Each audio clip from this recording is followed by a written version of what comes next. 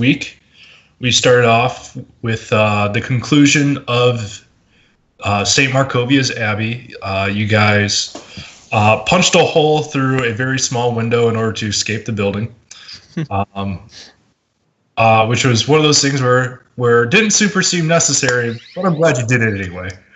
At that point, you guys heard siege bells ringing throughout the town. You re-enter the town, finding people trying to secure and fortify the walls of Krachik. As your ranger Laven climbs up the wall in order to figure out what the hell is going on, he hears what appeared to be a zombie horde advancing onto the city and try to pantomime that information towards the rest of the party, where our rogue Lucian was unsure if it was an undead horde or a series of pots and pans monsters. Much to your dismay, it wasn't pots and pans monsters. There was a regiment of undead warriors that assaulted the city. The 5 heroes, of course, vaulted the wall after some time and was able to mitigate the danger, killing Rahadin in the process. At this point, Lucian grabbed Rahadin's weapon and realized that there is a interesting element to it in a entity that lives within the sword, promising to get vengeance on Strahd, emblazing its name on the hilt of the weapon. At that point, we'll enter the game. Toni, who had been away with AS doing a unnamed task, what would you have liked to have done within the 10 hours of that battle?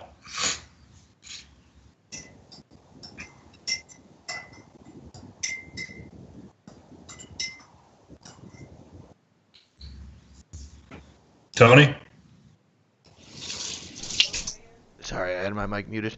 I would have been investigating what Mr. Angelman was doing and the methods behind such, and hopefully in my endeavors with the poking and prodding into the methods of the madness, I delved into the arcane arts and found his spell book of sorts that he had been using to, assist himself in the manipulation of these individuals' flesh, and it had piqued my interest enough that I started to take sheets of metal that I fabricated from various bits and bobs around the abbey and start scrying the spells down. All right, so we're going to start off here is you spent your time in Markovia's Abbey. I'm going to have you make 3 investigation checks. Just give them to me straight up. Okay, hold on. I don't even have dice out yet. Joy of literally just waking up. All right, investigation. 10, 12, and a 3. All right, so as you go around and searching, you're able to find as you're going through, you're beginning to better understand not necessarily the magical aspects, but the physical aspects of the mongrel folk. As that happens, you begin to see kind of like suture lines. You begin to see sort of the medical processes that went down as to how these things became abominations. You understand it in broad strokes. You kind of know that it's him playing with human-sized Legos. And then go ahead and roll 3 Arcana checks, straight up.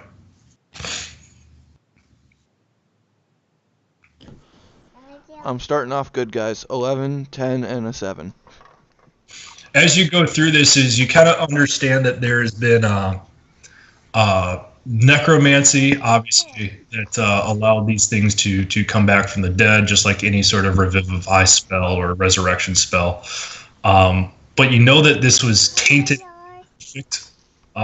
skill, and that all these individuals, as they came back from the dead, did not come back as themselves, but rather as way more like base need, way more like animalistic, and less as a person. And then the experiments ran on them did nothing but accentuate those facts. Roll one more investigation and one more arcana check for the flesh golems that you saw around.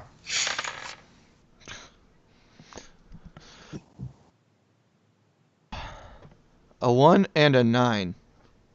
It's starting already, guys.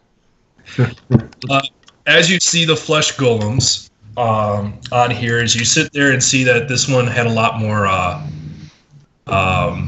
care put into it. The suture lines are cleaner. They're a lot more practiced. It looks aesthetically better. And you see kind of similar arcane residue, for lack of a better term, on these things. That's what you can gather off of the actual trials themselves. Is there anything else you'd like to try to look into? That if I gleaned enough information to become wizardly, I would like to see if there's either a component pouch existing somewhere in the abbey or somewhere within the walled portions of said village. There's not really. With the abbey, there certainly isn't, because this was kind of someone with divine powers and didn't really, and because of the corruption on there, was essentially breaking the rules of magic on this. And as you look around, you can read from his documentation of his experiments enough to get an idea of how that works. Yeah. With the closed economy of Kraychik, there won't be. Jesus fucking Christ. Yeah, there won't be anybody who will like openly sell you a component pouch, because gold really has diminished value since they trade in services, not necessarily in money. There are people who do like leather work. There are people who tan hides, but in order to find something valuable to them, it's going to be a little bit of a task.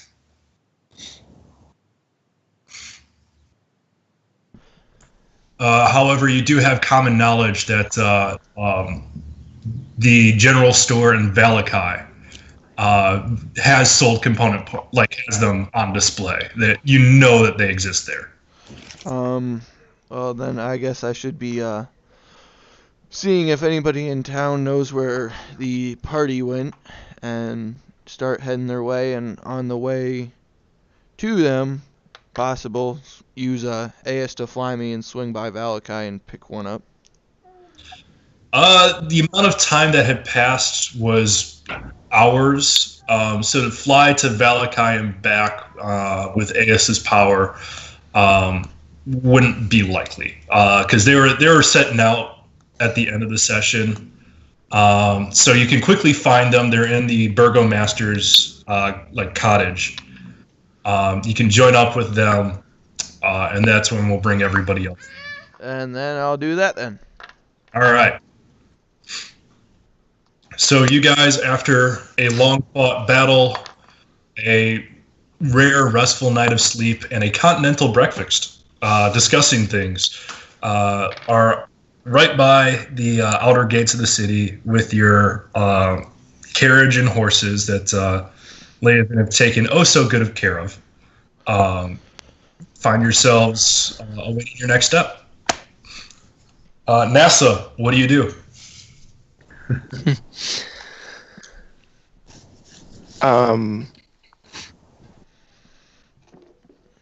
So have we left for Van Richten's tower yet? Not yet. Oh, okay.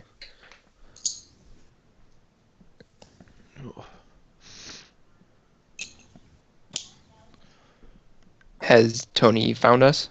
Yes. Oh, okay. He swoops in with AS, kind of looks super inquisitive of things, but as far as you know from Toni, that's nothing new.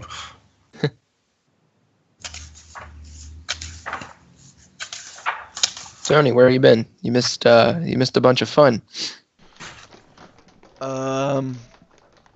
I may have more magical stuff now.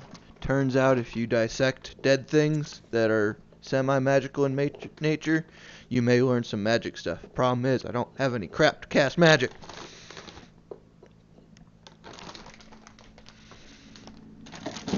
A bunch of useless information.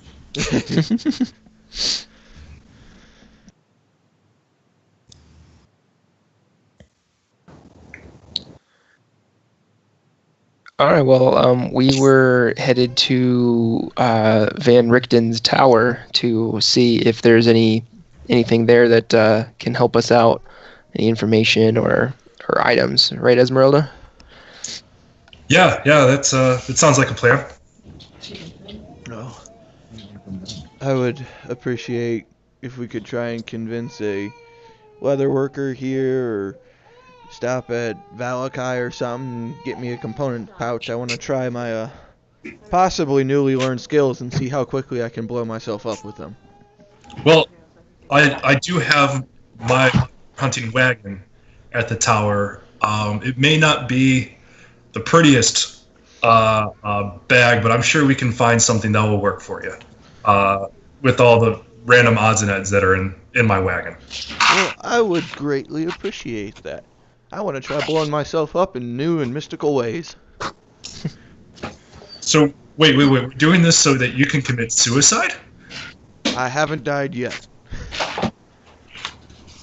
I think it's just looks at the rest of you guys and goes like, so you're the ones using the biggest threat to vampire. And everybody else to roll a perception check.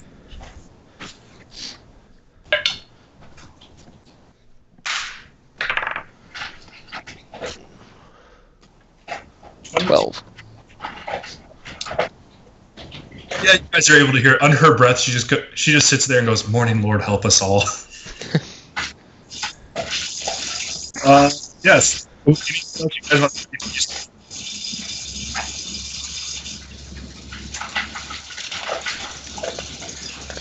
Sorry, what was that, Jay? You kind of cut out. Yeah. Anything you guys want to do before you head out? No, I'm pretty much set. Yeah, I can't think of anything. All right, so you guys head out. You start wagoning around. Wagon things happen. You think that the axle broke under the amount of mileage you put in, but you realize no, Leovan just drove over a rock.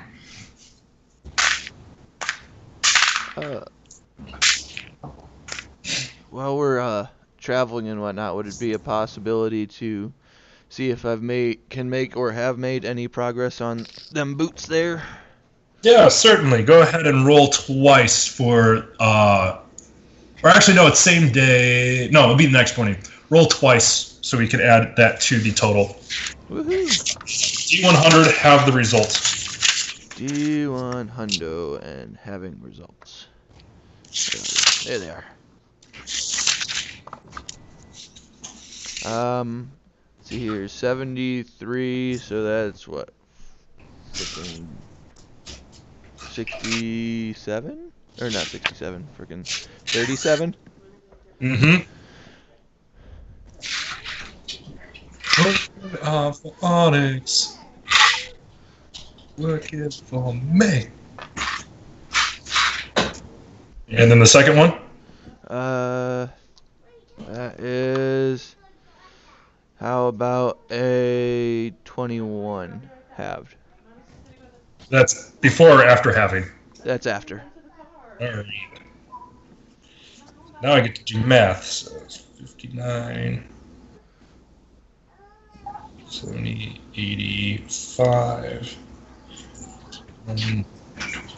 8 plus 37. All right, you get the idea that you're really starting to understand how to enchant these boots. You're coming very, very close. It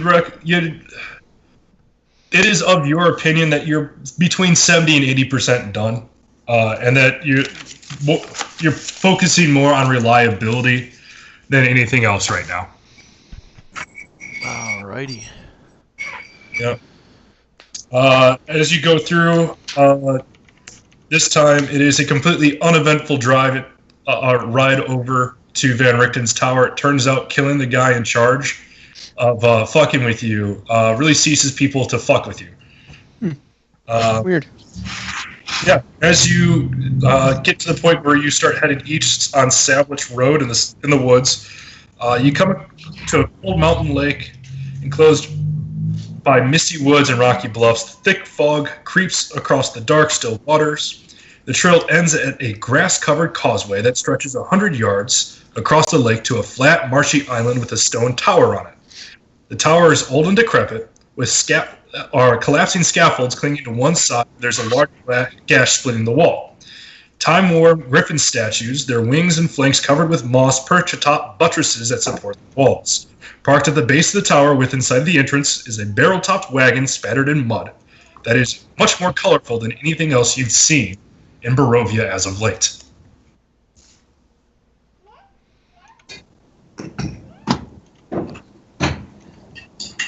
Sorry, what is the most colorful thing? The topped wagon. Oh, the wagon. Mm-hmm. Does it look a lot like Van Richten's, or is it very different?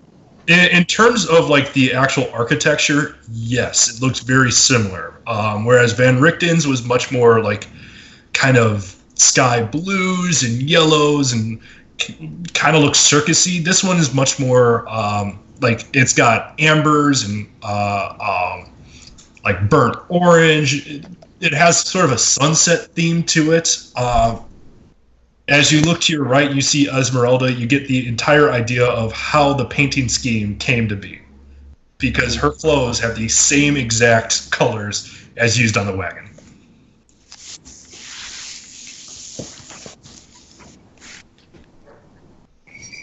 How tall is Van Richten's tower? About 80 feet tall, 4 levels, 20 for each level.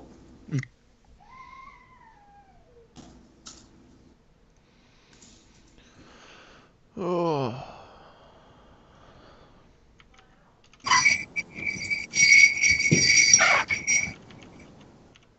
Due to the wind, the bells on the corners of Esmeralda's wagon begin to chime, and it's beginning to feel a lot like whatever Christmas is in this land.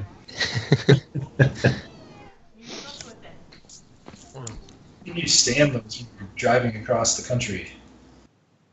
Yeah, because that's the worst part about being here, yes?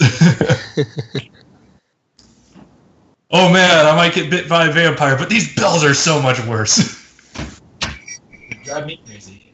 Are they silver bells? Gold, actually. Kind of money.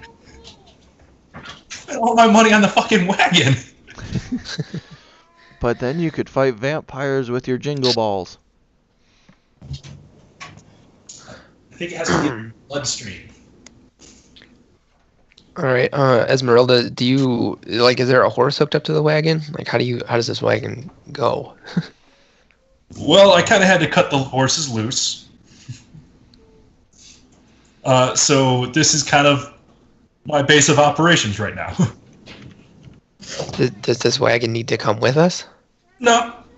Oh. Let's just grab some stuff out of it.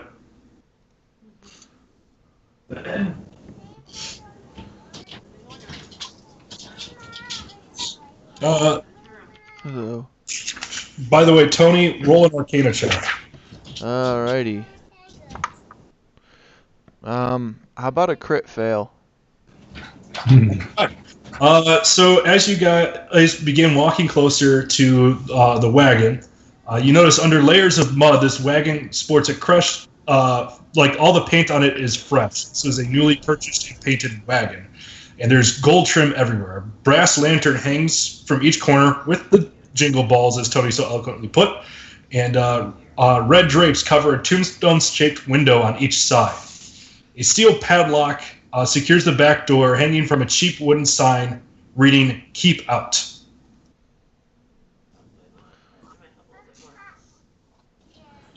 I go in. Okay. That didn't. Go ahead and roll a perception check first. 23.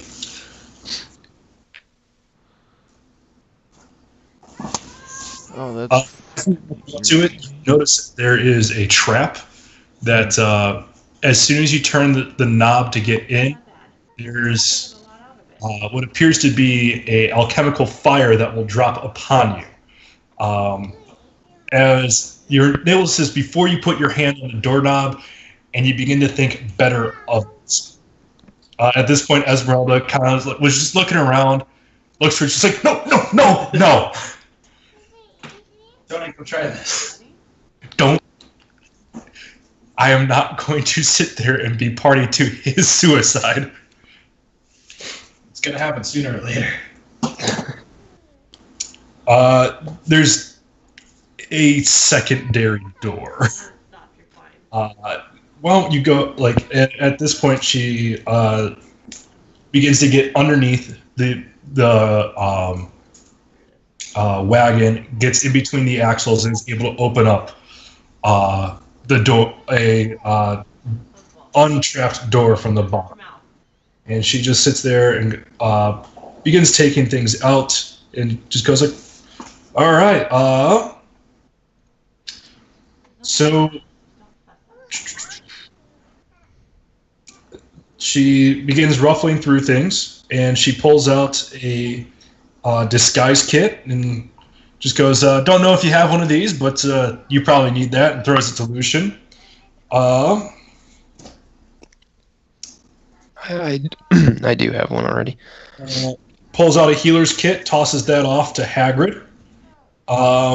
There's a poisoner's kit, tosses that off to Leovan. And then she finds a climber's kit, opens that up, dumps everything out, and then tosses that off to Toni and just goes like, "You know what, when you get the components, just go ahead and fill them up in there." Ooh, sounds good to me. So mark down in your inventory that you have an empty component pouch. Alright. Where the frickin' frack is my inventory?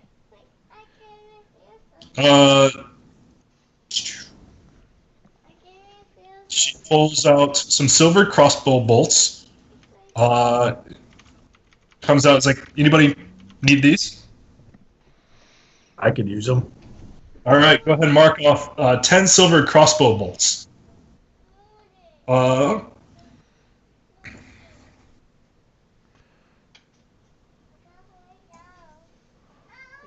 let's close that and closes everything up, and then she just kind of looks, and oh no, there's more here.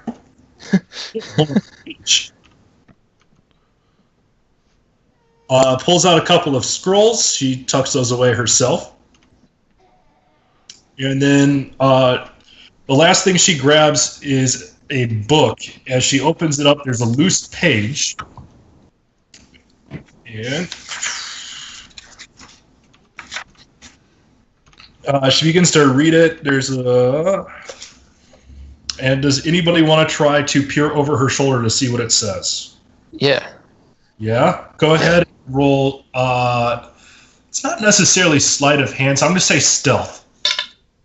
Okay. That is going to be an 18. All right. And then her perception is not going to do it. Natural 3. So, sorry guys, it's going to be a little bit of an info drop. As you begin to like peer over her shoulder, you squint your eyes until you're able to make out the writing here. This is neat handwriting, but because you're not in a perfect viewpoint, it takes a little while to like get the hang of how to read this. But it goes, "For more than 3 decades now, I've undertaken to investigate and expose creatures of darkness to the purifying light of truth and knowledge. Here I'm named in some circles, sage and master hunter I'm called in others. That I have survived countless supernatural assaults is seen as a marvel among my peers. My name is spoken with fear and loathing among my foes. In truth, this virtuous calling began as an obsessive effort to destroy a vampire that murdered my child, and has become for me a tedious and bleak career. Even as my life of hunting monsters began, I felt the weight of time on my weary shoulders. Today I'm a man who has simply lived too long. Like a regretful lich, I find myself inexorably bound to the existence I sought out of madness and seemingly now must endure for all of eternity. Of course I shall die, but whether I shall rest in my grave haunts my idle thoughts and torments me in my dreams. I expect that those who think me a hero will change their minds when they know the whole truth about my life as a hunter of the unnatural. Nevertheless, I must reveal here and now that I have been the indirect yet certain cause of many deaths and the loss of many good friends of mine. Mistake me not, I do not feel sorry for myself, rather I come to grips with the devastating realization. I now see that I am an object of a baleful Vistiani curse. More tragically, the nature of this hex is such that I have not borne the brunt of it. Instead, far worse, those who surround me have fallen victim to it. I have related the tragic story of how my only child Erasmus was taken by Vistiani and sold to a vampire. I explained how Erasmus was made a minion of the Night Stalker, miserable from that the point of a stake. What I have neglected to illuminate before is how I tracked Erasmus's kidnappers across the land, or how I extracted Erasmus's whereabouts from them. In fact, Vistiani took Erasmus with my own unwitting permission. They had brought an extremely ill member of their tribe to me one evening and insisted that I treat him, but I was unable to save the young man's life. In fear of their retribution, I begged the Vistiani to take anything of mine that they would only withhold their terrifying powers, of which I knew nothing. To my lasting astonishment, they chose surreptitiously to take my son in exchange for their loss. By the time I realized what had occurred, there was already an hour gone. Incensed beyond reason, I strapped the body of the young dead man to my horse and doggedly followed the Vistiani caravan through the woods, naively allowing the sun to set before me without seeking shelter from the night. Shortly after darkness fell, I was beset by undead that would have slain me had not their master, a lich, intervened and spared my life, for reasons I do not yet completely understand. He somehow detected me and with his powerful magic took control of the pack of zombies that wandered in the forest. He spoke to me through mouths of dead things and placed a magic ward against undead on me. Then animated the dead Vistiana and bade it tell me where I can find its people. Unfortunately, I say this in hindsight, the plan worked without a hitch. I found the child stealers, and my unwelcome entourage included a growing horde of voracious undead that could not touch me, thanks to the Lich's ward. When I found the caravan, I threatened to set the zombies on the Vistiani unless they returned my dear boy. They replied that he had been sold to the vampire Baron Matris. Something inside me snapped. I released the zombies, and the entire tribe was eaten alive. Yet the story is still not over. Once again, sorry guys. Before she died, the leader cursed me, saying, "Live you always among monsters, and see everyone you die beneath their everyone you love die beneath their claws." Even now, so many years later, I can hear their words with painful clarity. A short time later, I found my dear Erasmus made into a vampire. He begged me to end his curse, which I did with a heavy heart. The darkness had torn him from my loving arms forever, and I foolishly believed that the curse had extracted its final deadly toll. I wept, an insane desire for vengeance filled the bottomless rift of my heart. At that point, she closes. You see that there's kind of a heavy look to her. Those who want to roll inside checks, you may do so now. Sure.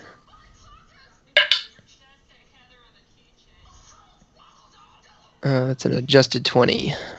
As you sit there and look at her face, especially when she's reading the part of the Vistiana, and kind of how they conned him, she seems angered by that, as if that's you get the idea that that's something she's not necessarily in agreement with the rest of the Vistiana about. What was the name of the vampire? Baron what? Baron Matris. Matris? Yes. Who is that? You have no idea. Huh.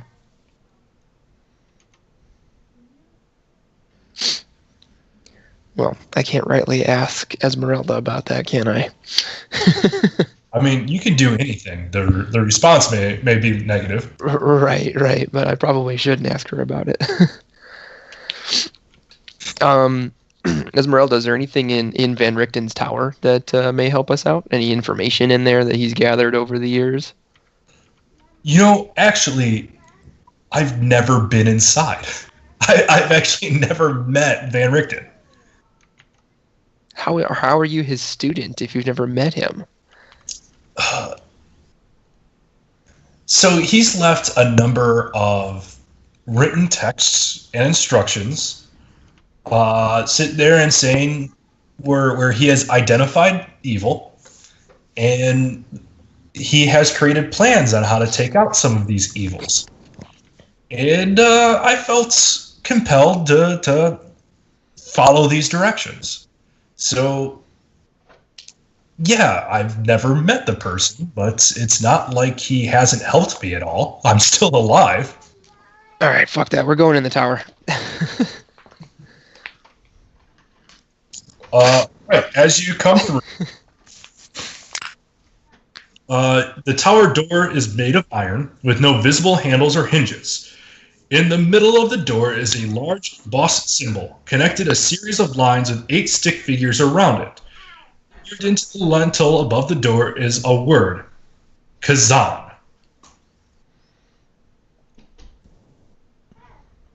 I read the word out loud. You have a hard time pronouncing it because your DM does too, but nothing happens. Do any of the carvings on the door, do they move at all? Like, are they movable parts? Like, is this a puzzle? They do not, but allow me to take a photo, and I'm going to post this to the group chat because this is the first puzzle that you guys are attempting. Cool. A puzzle. Yes. Now to find the group chat. And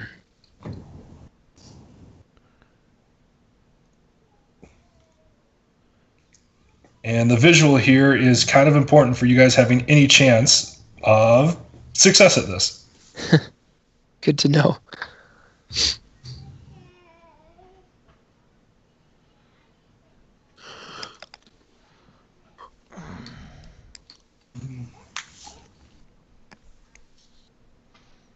All right, so the photo's just been sent. On Skype? On the text message. Oh. Oh, okay. Yeah. Here you go. Oh, I can see it real in person. Ooh. So does that Easier thing does that thing move? No, it just sits there. Does anything, like, if you press something, does anything happen? Like, Hold up, let me make a actual visible copy for you. Leovan. What's that one? That's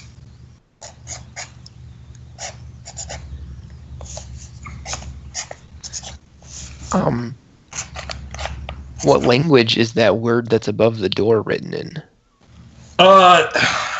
hold on one sec. Okay.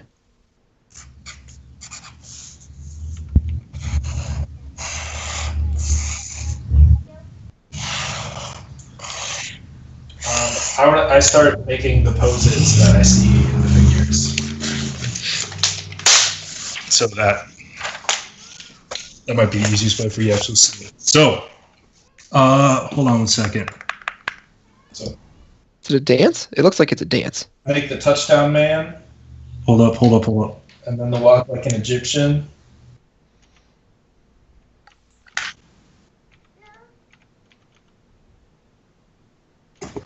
All right, so you do touchdown, and then you walk like the Egyptian. And then just straight out. You do warrior's pose. Upside down touchdown. Okay. Touchdown again. Okay. Other direction, Egyptian. Egyptian going left.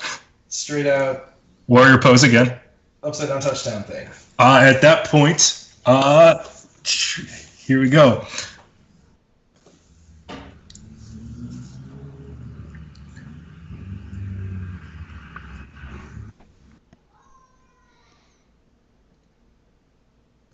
Yeah, at this point, you're able to see things.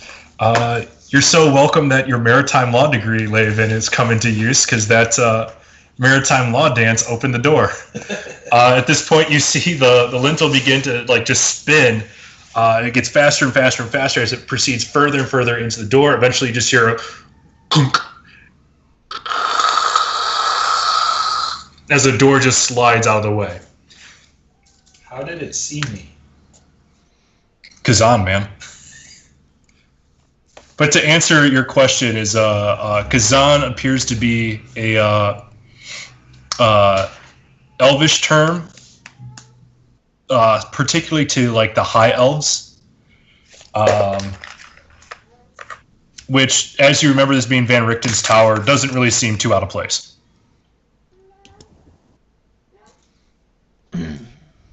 Yep. But as you guys look into that first level, the flagstone floor is strewn with debris. A few old crates stand near the east wall. A torn curtain to the south partially obscures the tower vestibule. A 5-foot square indentation in the center of the floor contains 4 pulleys attached to taut iron chains that stretch up through similar-sized holes in the rotted wooden ceiling. Sitting next to the chains are 4 tall clay statues.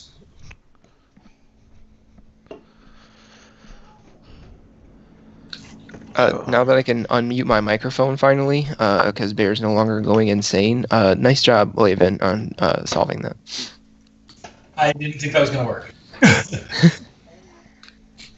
Yeah, I remember reading that. It's like, oh, you guys are eventually going to want to go there. And how the fuck are we going to do a puzzle over Roll20 when we can't see each other?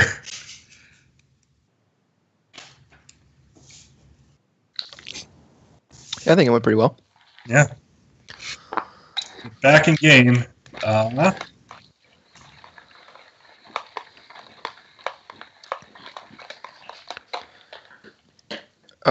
there in the room, is there anything, I don't even really know what I'm looking for. I guess looking for any notes that Van Richten has taken about his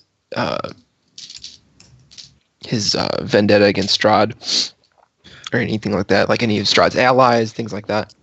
We don't see anything on this level particularly, but you do see that the 4 statues have their hands on the iron chains.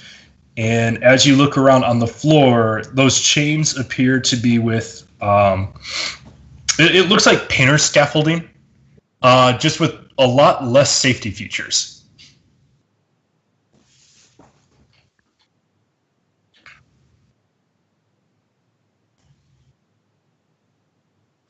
Is this another puzzle? Perhaps. I think it's a trap. Can I check for traps? Yeah, go ahead, roll investigation.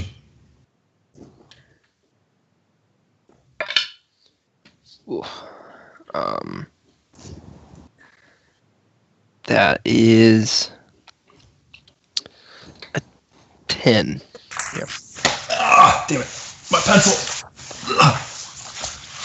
All right, so as you check for traps, you don't see anything that looks like a conventional trap. However, it definitely looks like those 4 clay statues look like they're designed to move. However,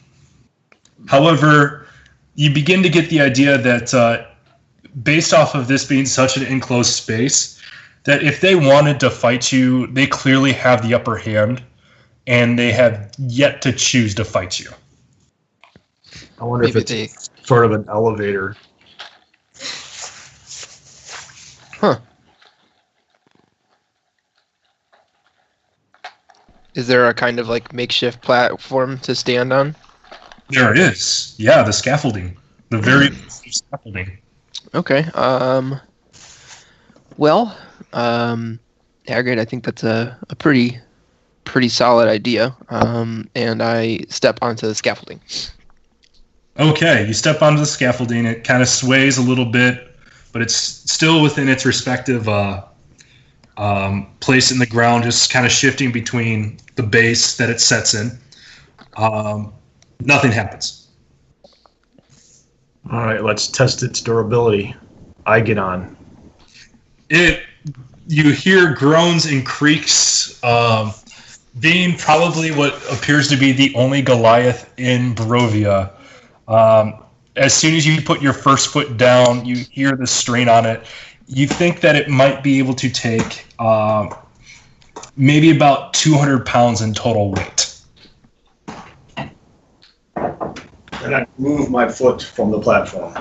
You do so. It looks like you hear the groan again, but you don't see anything that you would signify structural damage.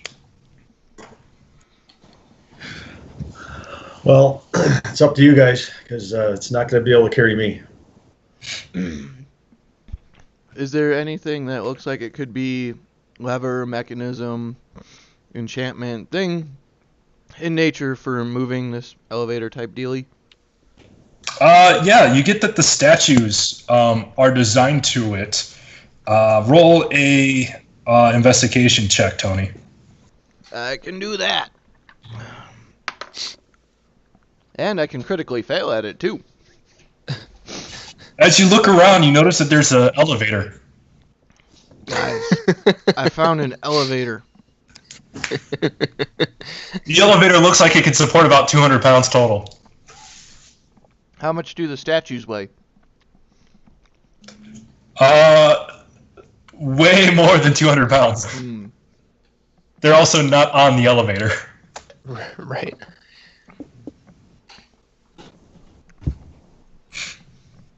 Can I investigate the statues? You certainly do. As you come by, they look stationary. They look like they have been programmed for a very specific purpose, and roll another investigation. All right. And I did even better this time. Want to know how much better? By one. Okay. You notice they have ears. But I mean, it makes for a total of 8. Yeah, you notice they have ears. I think we gotta talk to them, guys. What's the Elvish word for up or down or something? As soon as you say up, the statues begin to. It's a jerky motion. Lucian, you raise up about 5 feet into the air. As soon as they hear down, at this point, they pause a second and as they lower you back down. Are they responding to the Elvish word or the common word? Based off of what the languages the Goliath knows and that they respond to the Goliath, it appears that it's common. Okay. So I say up. You're raising it at a rate of about 5 feet every 6 seconds, and it is a very, very rough ride. Make a dexterity saving throw to see if you remain on the elevator. That is a 14. Yeah, that's fine. As you get up to the next level, you see dust and cobwebs fill this otherwise empty room, the wooden floor of which is badly rotted and partially collapsed. But other than that, nothing of interest as you continue heading up. At another 18, 20 seconds or so, you see the third floor. Time and the elements have all but destroyed this chamber, leaving a gash in the northwest wall and slimy black mildew on it as well. The wooden floor is completely rotted and begun to fall away in places. But other than that, still nothing of particular interest. As you continue to raise up, you get to the top level, and at this point, once you get level with the fourth floor, and you stop rising. Unlike the levels below, this room shows signs of recent habitation, and although the place reeks of mold and mildew, it has plenty of creature comforts, including a cozy bed, a desk with matching chair, bright tapestries, and a large iron stove with plenty of wood to feed it. Light enters through arrow slits as well as the dirt-caked windows with broken shutters.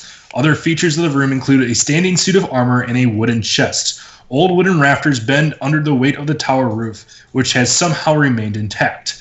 Mounted to the rafters are pulleys around which hang iron chains that supports the tower's elevator platform. And I'm the only one up here, right? You are. Okay. And can I like peer over the edge of can I see like where I came from? Can I still see the party?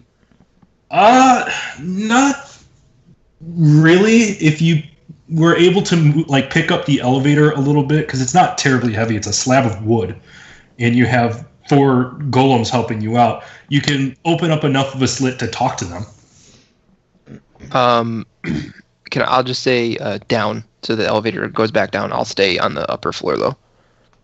All right, they begin to do that job. It's going to be about a minute for it to get all the way down. While we're waiting, could I hand Hagrid a piece of parchment and my ink and quill and ask him if he could write me some holy text on this paper, please? I take the devices and think for a couple of seconds. All right. Here's one of my favorite passages, and I write it down on the paper and hand it back. I squeal like a schoolgirl and say thank you and jam it in my newly found component pouch. All right. I'm slightly startled by your squeal, but you nonetheless. All right. At this point, Lucian, roll investigation. Okay. Oh, rolls are going downhill, guys. That's a 9. I'm sorry, what? A 9. As you look around, there appears to be a sleeping individual in the bed. Is it Van Richten? It's noticeably not Van Richten. Is it? Okay. Is it von Liechtenstein? No, it is not a jouster that loves 1980s arena rock. Lick my balls? Okay, noticing the person, you said they're asleep, right? As it appears to be, yes. Okay, I make every effort to be silent while trying to get closer to this person. Roll stealth. Okay. That is a 21. All right. Now, roll investigation again. Okay. That is a 24. As you see the head here, and like the neck of it is like held underneath like the covers. Uh-huh. As you try to size up how tall this individual, you find a noticeable lack of any lines that would dignify a body. Is it like a dummy? Is it a trap? This sounds like a trap. Roll investigation if you're trying to find traps. Yeah, I'm trying to find a trap. Akbar says it's a trap. Damn it. 10.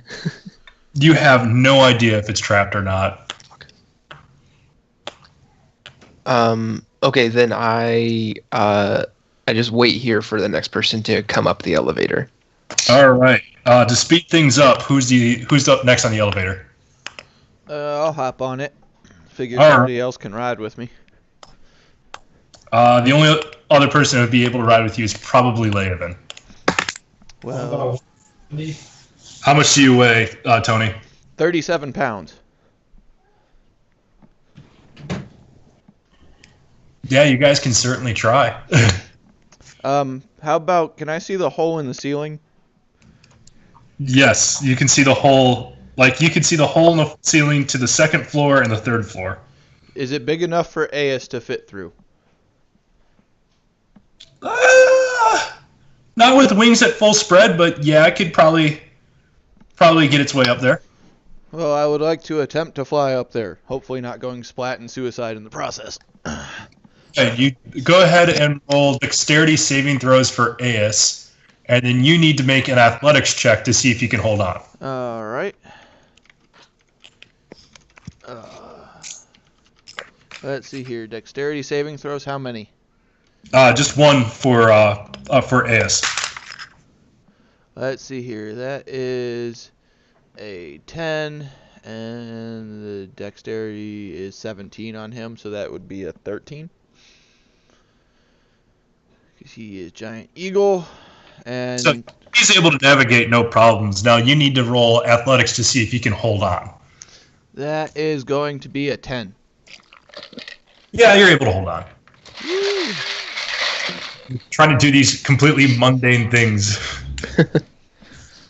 So you're able to get up to the 3rd floor as you're waiting for the elevator to come down.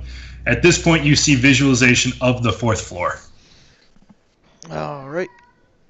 Continue my adventure skyward.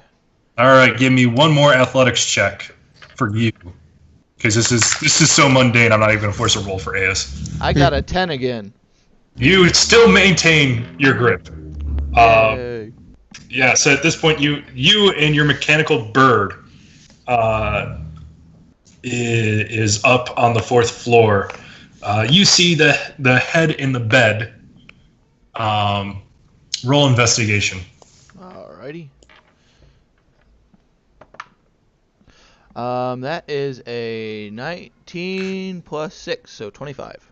You definitely notice that there's no body here. As you look around for traps, you don't see anything that would be a dead giveaway for a trap. So you're assuming that this is designed more towards appearances and to be sort of unassuming than dangerous. You want me to poke it with a stick? Are you asking me? No, I'm asking fucking what's his nuts who's up here with me. Oh, good old what's his nuts.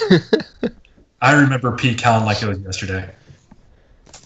No, I don't want you to poke it. I need to know if this thing is a trap. It doesn't look like it.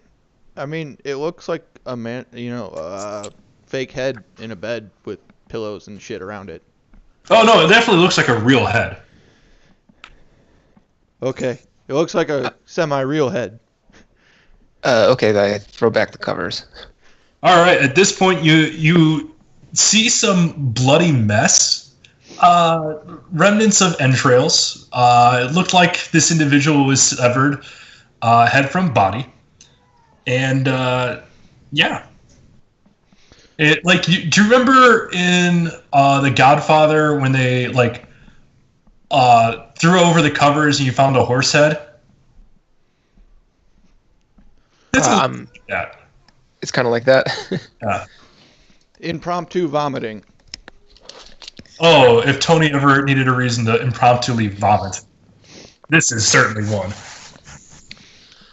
Oh, that breakfast didn't sit well with me. Sorry. Trying to play it off as this didn't just catch me completely off guard and cause me to vomit. It's still not Van Richten's head though, right? No. As you look more onto this and the danger that you imagine subsides, it looks a lot more like a Vistiana. Huh. Maybe we should be looking around for what did this. Yeah, as you guys can take time to look onto the desks on here, you see everything appears to be burned and any trace of whoever did this to him. They did their best to try to eliminate proof that they were here. It looks like the only evidence that this person was decapitated was the decapitated head of this person. Is there any way that I can see maybe what kind of weapon was used to decapitate this head? Was it like a smithed weapon, like something good technology, or was it roughly ripped off or whatever? Check to see. Go ahead and roll a medicine check to perform a visual autopsy here. Check Rolling for see autopsy. if this vampire that hasn't reverted back, and that maybe that was just something that Van Richten killed and left there. Result. Medicine checks at 19. As you look through it, it appears to be very, very clean. From what you've noticed with the wounds here is that this was not the first one given based off of, well, your best guess because of the lack of, a body to look to see if there's earlier wounds. But yeah, it was done with care. It was done as one fell swoop. It looks as if it was a heavy slashing weapon that would have done it. Can I yell down through the 4 floors that, hey, we found a dead guy? Just so the party who hasn't come up yet knows there's a dead guy. And they may be on a little higher alert at Hagrid's suggestion. Yeah, you shout down that there's a dead guy. Yeah. Do I think that a gnome could have cleft this head as cleanly as it is? Because Van Richten's a gnome, isn't he? You look at Toni and you look at the head. You look at Toni, you look at the head, and you just sit there. It's like, Van Richten is a gnome, right? Am I wrong? Oh, okay. Never mind then. Sorry. I don't know why I was thinking he was a gnome. Toni, yeah. There's so many gnomes that you know now. You can't tell them apart. I look at Laven Laven. Be like, hey, what are you thinking? Because he has a funny look about his face. Or no, Laven, what are you thinking? Yeah, Lucian, I mean. Leave me alone. I got 3 hours of sleep. I was busy poking and prodding corpses all night. Well, former corpses. This is just, this is Tony's new experiment of everybody who's not me, I'm going to call by the wrong name. I'm just trying to figure out. I was trying to remember if Van Richten was a gnome or not. And I would, for some reason, thinking he was, and I was trying to size you up to see if I think that you were capable of, someone your size would be capable of cleaving this head off. Maybe in another life with a great axe and a little bit more rage. Possible. Roll an insight check on that, Lucian.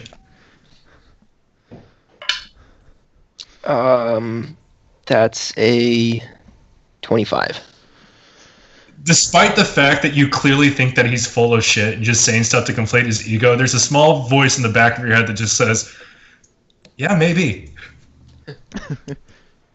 I want to investigate the chest and the desk and the papers for any gleams of information on ways to either eliminate Strahd or the actual identity of said individual here, because I'm assuming that there's probably a pack or something here. I'm sorry, can you repeat that? I was looking to see what was in there. I just want to basically do a overall search of the room for any vital information about destroying Strahd, vampires, or the identity of said corpse, and any possible components I may need for spells.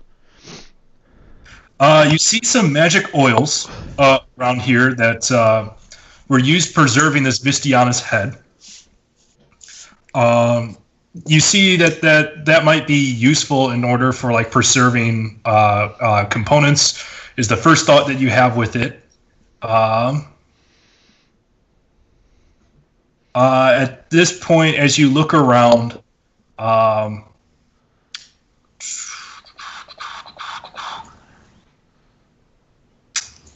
that's the first thing that you see. At this point, Toni and Lucian, go ahead and roll perception checks. All right. 20 adjusted. And I got a 12. Lucian, as this happens, you see, like as Tony's looking around and otherwise preoccupied, and you're still looking at the head of the decapitated Ed Truck. I'm sorry, Vistiana. Secret office reference for those. His capo was detated. You see the eyes of Jan open, and he begins to make these very breathy sounds. And it just goes, it just looks at you and just says, Rictavo. That's it. That's the alias that Van Richten goes by, isn't it? Are you asking yourself or asking the head? Sort of you. Hang on. Yeah, Rictavo. Yeah, that's Van Richten's carnival purveyor persona. Mm-hmm. So then,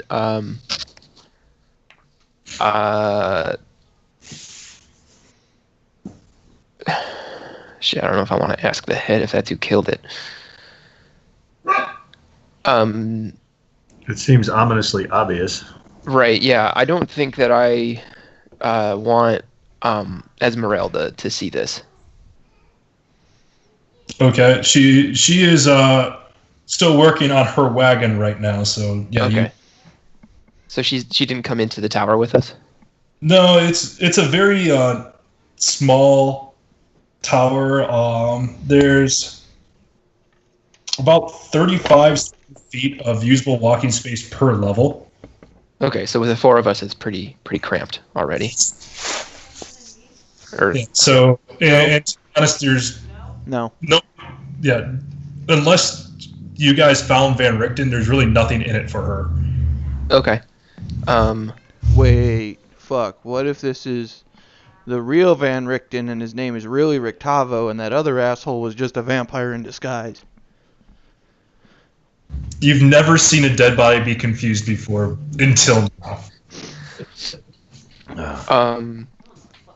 Okay, Laven and Hagrid they're not up here with us, right? It's just me and Toni? Hagrid is definitely on the first floor. I was attempting to use the elevator. At this point, okay. Yeah, you're up. Okay. I'm sorry, I totally forgot about that. No, we're good. Can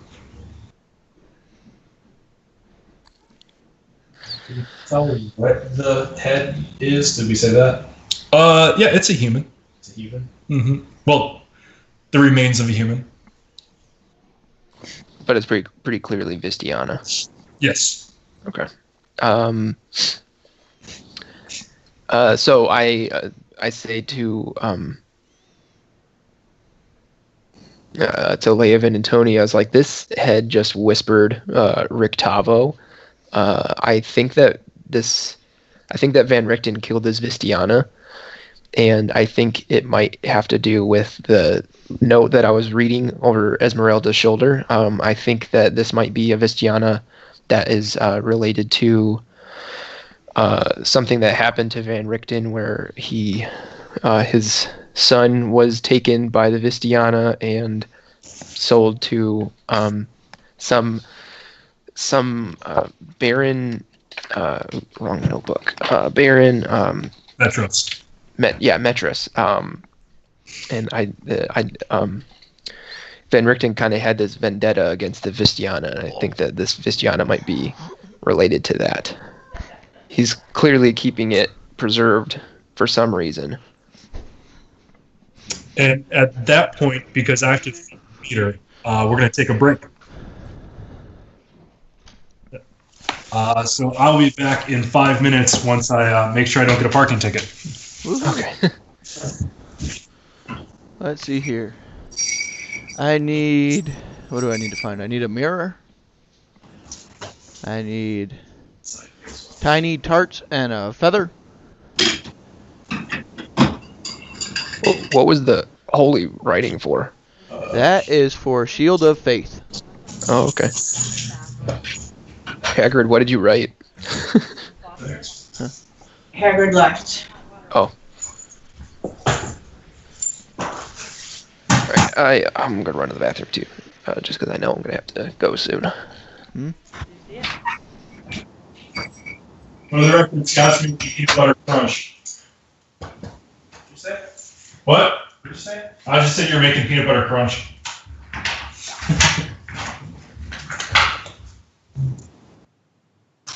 Hey, by the way, you got a Christmas gift from Papa's Development Company.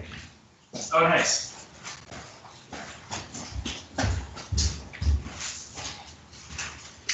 They own the building.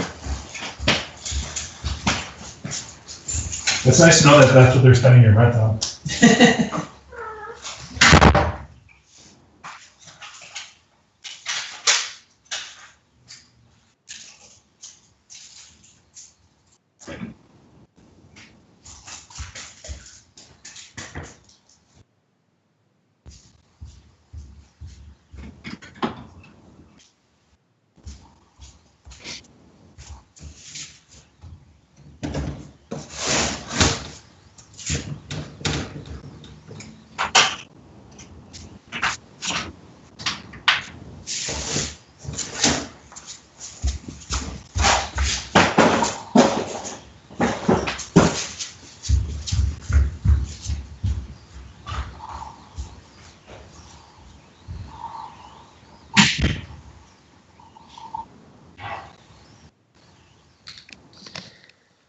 All right, I am back. Welcome back. What else do I need? I got the holy text. I need some dirt. I need pork rinds, but I could steal that from my rations. What I really need, if you guys have any, is charcoal, incense, and herbs, and a brass brazier. That sounds like it's for a high-level spell. I have some incense. How much do you need? Oh, just a total of 10 gold pieces worth. I can snag charcoal from a fire. I just need a little bit of incense and some herbs. So. Yeah, I think I can spare a little bit of the stores that I have on that. I would greatly appreciate it. Yeah, I don't have any of those things. Sorry, Tony. Oh. Is Laven around? Say again? Is Laven around? Sounds like he took a break. Hagrid, are you planning on coming up the elevator, or are you gonna stay down there? According to what Jay laid out, I don't know if it'll How much do you weigh? about 250. Oh, yikes. Okay. And that kind of flies in the face of what Tony learned too, that it can hold about 200 pounds. Yeah.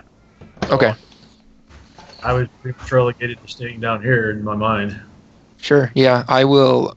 I'll brief you on what I found and what I think about it when I get back downstairs.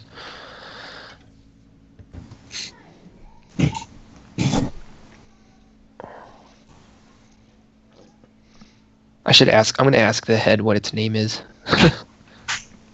I swear, it's got to be one of the members of that bard group, the Talking Heads.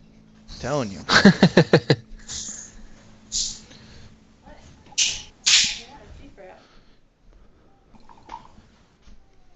But yeah, I don't know if we should mention anything about this to Esmeralda.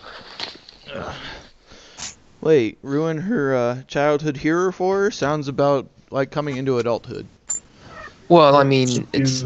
If you guys check the teeth, I don't know, like, you know how like vampires are supposed to revert back to human when they die. Oh yeah, that's what you were saying. You want me to check the teeth? Yeah, because if it was a vampire, or at least you know what you can do, you can just tell her it was a vampire. If you guys don't agree, be ready to came right back to you. Really? Yeah. I legitimately didn't think that was going to work. Oh, no, that was the major solution. I knew it had something to do with the vibe was giving the order, but Yeah. anyway, is there a soda I can see? Absolutely. Awesome. Did I just grab this off? We're ready, caffeine addiction. All right, is everybody ready? Yep. Yeah. So I finished kind of explaining to Laven and Tony about the note that I read over Esmeralda's shoulder. I also mentioned that Esmeralda doesn't seem like she agrees with how the Vistiani handled Van Richten's I don't even want to call it transgression against them because he didn't really do anything. He just They're tiff. yeah, basically there's like a misunderstanding and it wound up going really poorly for apparently everybody involved. But while I'm up here with the head, I want to look at the teeth. Do they appear to be normal human teeth, or do they look like vampire teeth? They look like someone who has a very poor history of dentistry. There's a great number of cavities. It definitely looks like this individual had poor hygiene, but there's nothing that would indicate vampirism. Okay. Can I ask the head what its name is? You can, and he responds with, as I go to the right page. Name as I go to the right page. That's weird even by Vistiani standards. Yeah, right. As I'm here to make sure I pronounce the name right, you just hear in a breathy voice, kind of. It's almost you're surprised that he's able to talk, considering that he doesn't have lungs or complete vocal cords, but you just hear. Jan, like Y-A-N. Mm-hmm. Okay. Sorry if it's hard to hear when I go into this. Super congested today. No, you're fine. I wanted to make sure that I caught it. No, I just realized it's harder than it usually is to understand me through my usual mush mouth. So I know that Rick Tavo killed him. I know that is Jan. Is it a man or a woman? It's based off the haircut, your best guess is more likely male than female, but without seeing any sign of genitals because his decapa was detated. You are going based off your best guess. What about like based on like bone structure? Does that seem to have like more of a manly facial build? Facial hair. Based off of the way that this is looked, he didn't have, or he or she, I should say, didn't have any facial hair. But based off of the haircut, and that's really the only thing you're going off of. Okay. So Jan may or may not be a man or woman. I'm wondering it's one of the two. I'm wondering how many questions I can ask this thing before it runs out of breath, apparently. The answer's at least one.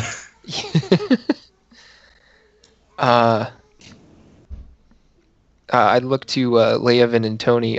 Guys, what questions can I ask this strangely talking head? And can you guys hear this thing?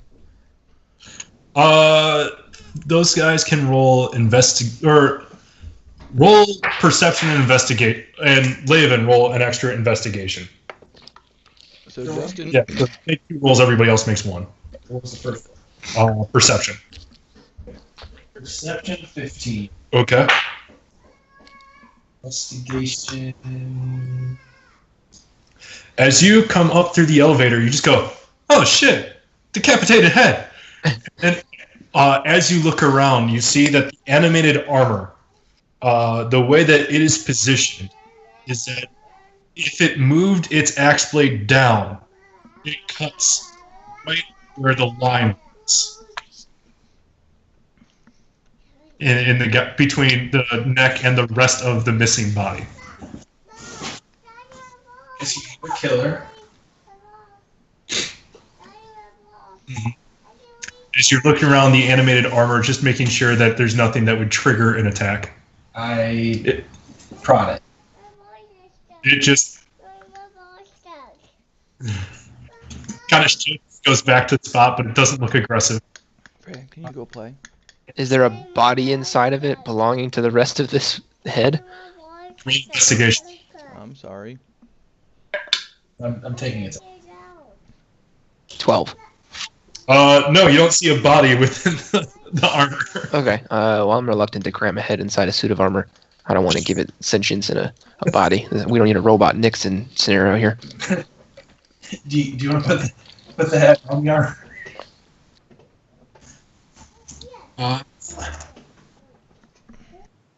So I've got poke it. I've got take the axe, make a sleight of hand check to see if it can.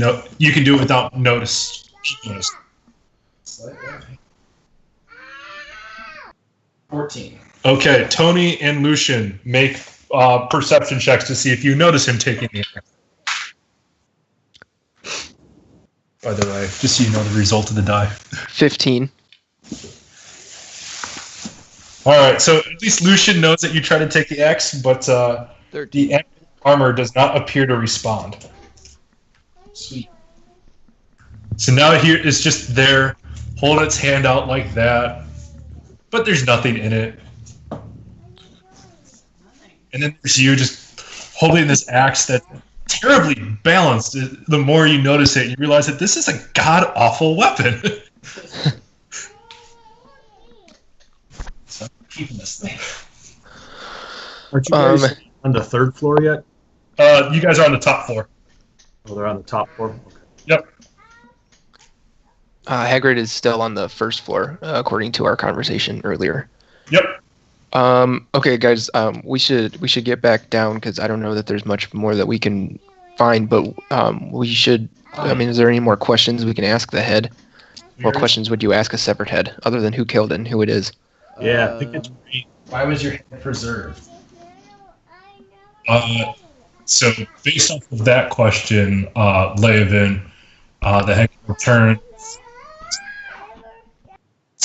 slightly. It's almost imperceptible, and just goes, "Not sure where the rest of me is." As he just draws a giant breath and just goes, that I cannot answer. Can I jam the head into the bag of holding when we're done with it? Yeah. Yeah, I don't need it when we're done. If you want it, that's your prerogative. I mean, it looks like it might have information because it's a talking, decapitated head. Exactly, it's coming with me.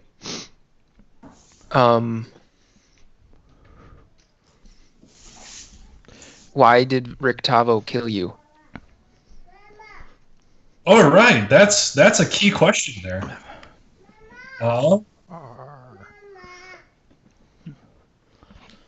He offered me a ride on the side of the road, and then I tried to take from him.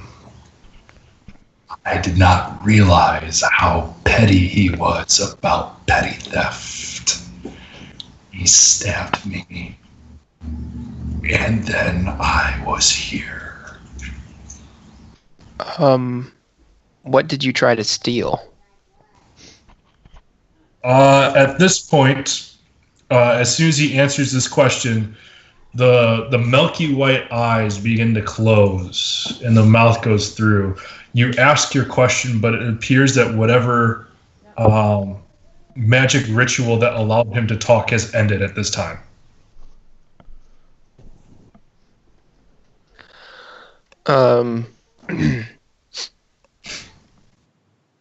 All right, Toni. I guess it doesn't have any more to say, so you can go ahead and wrap it up. Did Toni see what was inside the chest? Yeah, most of it was just burned ash of what looks to be what used to be books and notes and writing, and but it's nothing that is recoverable. Okay, so there's really nothing of import up here that I can see. Yeah, it looked like this was scorched earth. The big takeaway here is that Van Richten kind of has a dark side. I guess so. And you said the third floor was all nasty and moldy and shit, right?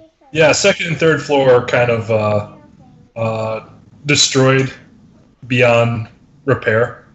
The fourth floor was the only thing with interest. Okay.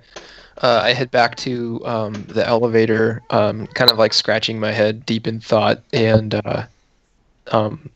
step onto the elevator, and I'll see you guys downstairs. And I say down. At this point, the golems begin lowering down. It takes about a minute for you to get down. For the sake of speeding up the story, you guys are all safely able to ride down, either using your mechanical falcon or the elevator, and you rejoin Hagrid on the first floor. All right, Hagrid. So some weird updates.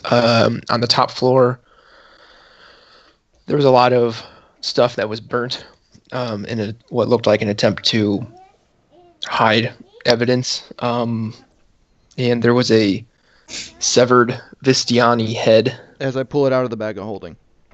Yeah, that one. This one. And it's not now, but then it was talking. I know it sounds weird. It told me that Van Richten killed it.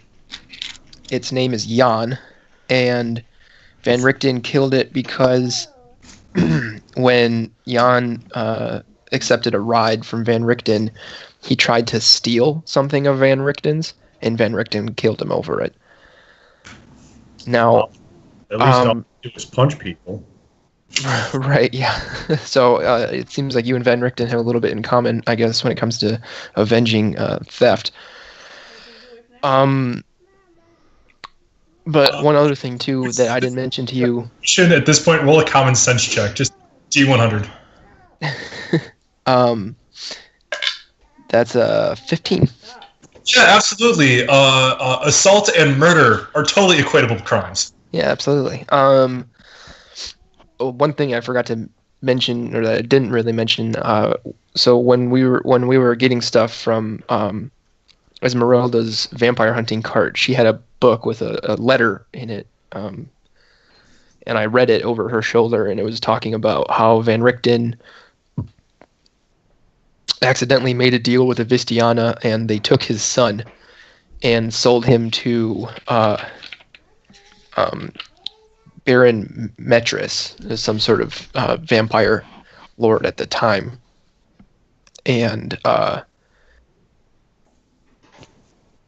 as far as I can tell, it doesn't look like Esmeralda agrees with how the Vistiana handled that. And it looks, I mean, based on the evidence that I have, the Van Richten either has some sort of hatred towards the Vistiana, or that this Jan potentially tried to steal something that may have belonged to his son. Those are my two thoughts, at least. But at the very least, I think that we should keep this information from Esmeralda for now. Absolutely, I agree. And I think that if we can, at some point, we need to try to find more of these notes or whatever that Van Richten has left that Esmeralda is using to learn how to be a vampire hunter. Sure. I'll keep my eyes open. All right. At that point, you hear from the wagon and goes like, yeah, so are we going to go or not? Can I raid the landscape really fast for possible materials I need? I mean, this is kind of a deserted portion here. Is based off of some lore that you knew, is that there was a mad wizard here, and part of way before Strahd came to power. And one of the things that you knew from speaking with individuals from Valakai is they kind of liked doing transmutation magic, especially ones that involved electrical current. And there was a lab put on the roof of that tower where there was a certain dead body hooked up onto it with a lightning rod through its chest and just waited for a stormy day. And what they didn't realize is how poorly the tower was insulated against thunderstrikes. And that's kind of how it got to be the way that it was. So we've got a Frankenstein's monster situation? No, because Frankenstein's monster was a successful experiment. What we have is an exploded tower from someone who had a really poor understanding of science. All right. So, guys, where are we going? We're headed towards Valakai, right, to try to find information about this wealthy ally to Strahd, something that we forgot to ask about when we were there. Yeah. Sounds All good right. to me. As I go chasing after a cricket. What about Hagrid and Laven? What do you guys think? Yeah. Because I think that sounds probably easier to achieve than going to Berez, obviously, and fighting Baba Lysaga. And I believe we're going to eventually have to do that regardless, but for sure. as we talked in our previous discussion on this matter, we should try to bolster our efforts. Sure. Yeah. Power up a little bit. All right. So random encounter rolls. That's a no. That's a no. That's a no. Turns out Rahadin really liked just giving you guys the ringer. Now that he's gone, you had a very peaceful ride down. Esmeralda's still riding with you guys, left her wagon back at the tower. How long did it take? I know because we had to kind of get back to old Svalich Road. So is it 2 days again? This one was between Krachik and Valakai was 2 days. Your stop off at here, big old map time. And now Scott gets to see the backside and what Castle Ravenloft looks like.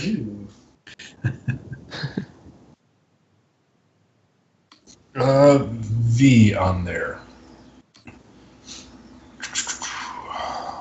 And then Krachik is S. So as you guys are just heading east on Old Savage Road, about 2/5 of the way through, almost at the halfway point, you found a beaten path. And it's definitely a dirt road, and it's a little bit slower to travel. But as you guys head back the way you came, it only added roughly 4 hours onto your trip. So it took about 2 days, 4 hours. To get to Valakai? Yes. Does Tony get 2 more tinker checks? He gets 1 more because it's a new day. Okay. The reason why he got 2 is because he didn't make 1 on the day that you guys were on the battle, and that was a 2-day session. Right. All right, Tony, make your tinker check. D100 have the result.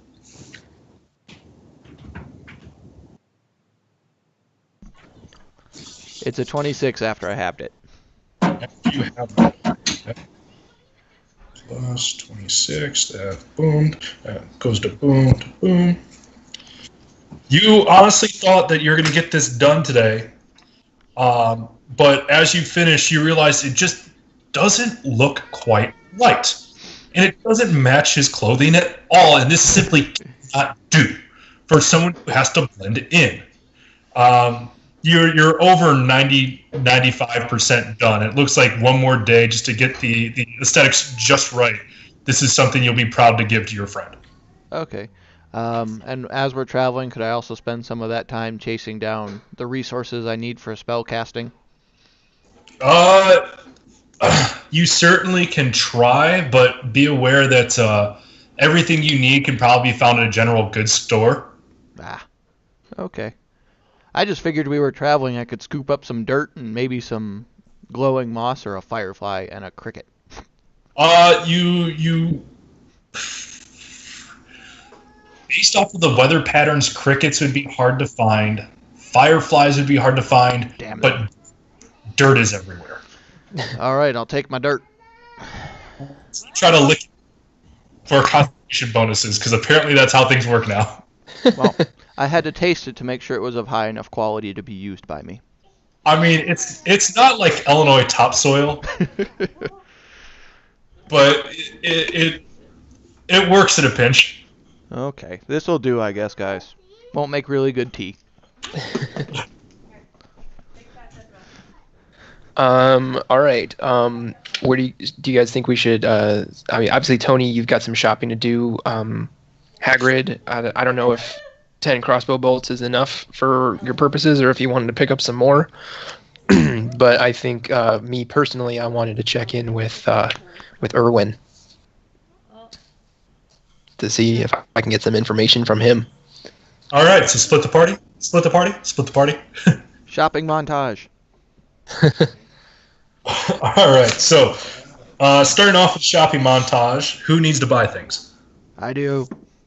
Okay. And in order to sit there and solve this issue for once and for all, and get you what you're looking for, let me get to the right chapter here. That's combat. That's a guy reading over somebody's shoulder. These are feats. Here we go.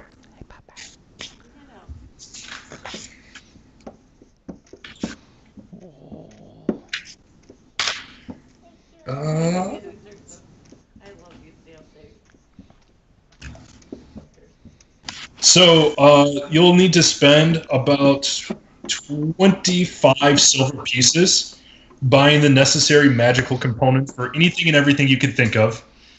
And cover any component that does not have a cost associated with it. And that will also increase your component pouch's weight to about 2 pounds. Okay. So all in all, you saved yourself a hefty amount of gold.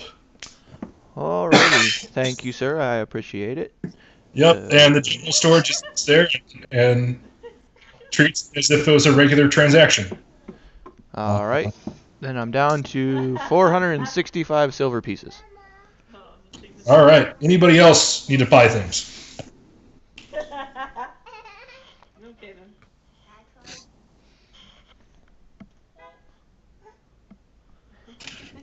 No, good. While we're doing some shopping, could I see about finding some silver arrows, holy water, and silver crossbow bolts? And at the very least, jam them into the bag of holding. Holy water, you're having. Let me see if that is on the. Surprisingly, that is on the general store list here. Per flask of holy water, it looks like they're selling that for about 25 gold pieces. However, it sits there and has a sign on it that says low stock, and it's raised up to 35 gold pieces. And next to it, there's holy oil, which is at 55 gold pieces per flask. I would like to get 3 flasks of holy oil. There's only 2 in stock, actually. Then I would like to get 2 flasks of holy oil. So you buy them out, okay? 110 gold right there. Alright. How much do they weigh? Per flask, it is 1 pound. Okay.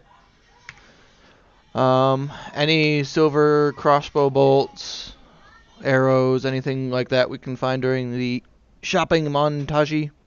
The blacksmith can always make those for you, but it'll take a day in order to complete.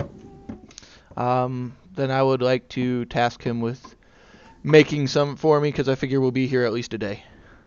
All right, so they can make a case of crossbow bolts, which will have 20 that are silver tipped, and then a quiver of arrows.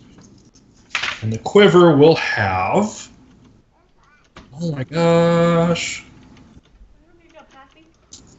25 arrows is what it looks like. Okay. Is that right? Nope, that's also 20. I'm wrong. And Okay. it looks like for each of those, it'll take about 10 gold piece. Okay. In total for that. So, how much was that, Jay? 110 for the holy oils, and then 20 combined for the arrows and crossbow bolts on special order. Okay.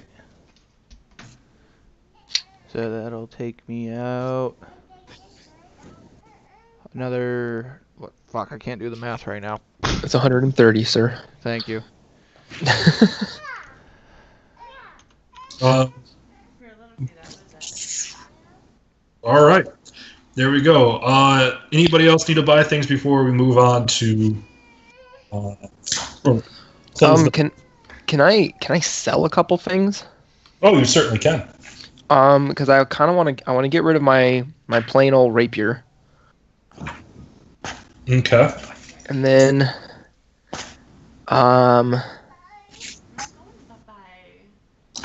Actually, really, that's all I needed to sell. I just needed to get rid of that. Let's roll a D100 to see if they'll give you reasonable prices or GameStop prices. Okay. Ooh, that's 45. No, I had to roll. Oh, sorry. And unfortunately, they rolled GameStop prices, so they'll put it towards store credit. No, I'm kidding. They'll go 12 gold piece and 5 silver piece, 5 silver piece for the rapier. Yeah, I can sell it for $12.50. I'm fine with that. All right, go ahead and mark that off. The blacksmith buys it for half its original value. Yeah, that's fine. Anything else? I am good. Good deal. Esmeralda is going to buy a couple of things. She's going to buy an alchemist fire. And then she'll buy 2 potions of healing. Ooh, that's actually not a bad idea to pick some of those up. Oh shit, yeah. What about that? Well, thank God she footed the bill for you guys because she bought the last 2 in stock. Oh, yeah. I keep forgetting that we're in like a war-torn, impoverished nation. Damn peasants. Alrighty. That's right. The one who actually has a clue as to the socioeconomic areas knows the value of things. Right. If that's an NPC that helps you out, I don't know what else they can do. Oh yeah, I still have the silver hand crossbow. Yes. Yeah, that was for either Crispin or Leovan, but we wanted to separate them that way if something happened to Crispin that we didn't lose both silvered hand crossbows. Yeah, that's right. All right. So, you guys return to the familiar town of Valakai. When you first entered there, you sat there and goes, "This is the big resistance to Strahd." And now that you've seen a few other places, you realize exactly how much a feat it is to get 300 people to live in a town peacefully in a situation such as the one that's presented. Yeah. I realize exactly how Herculean the feat is to just survive in this world.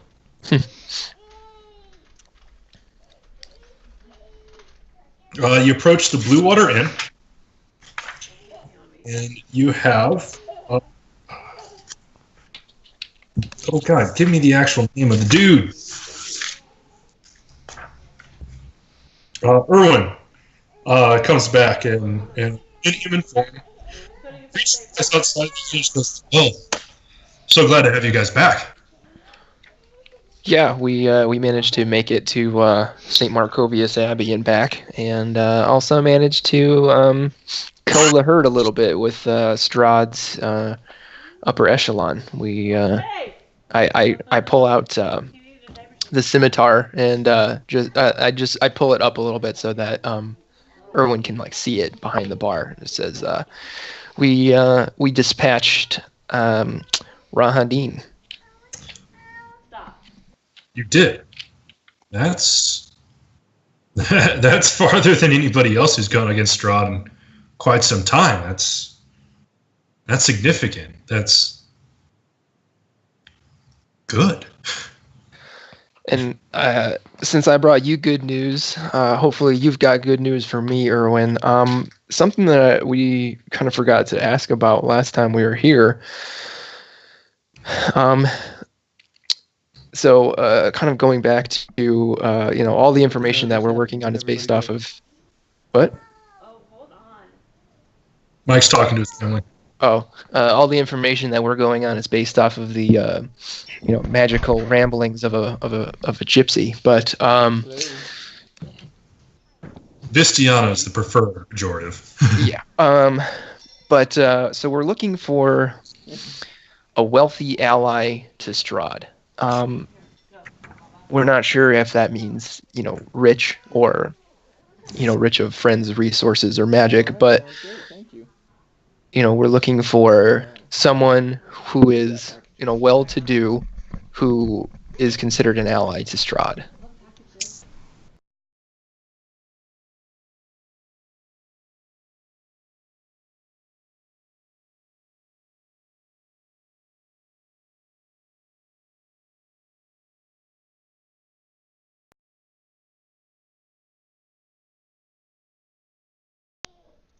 He wants to go with. At no point is her mind tolerant, rather a very negligent landlord and kind of leaves us to our own devices.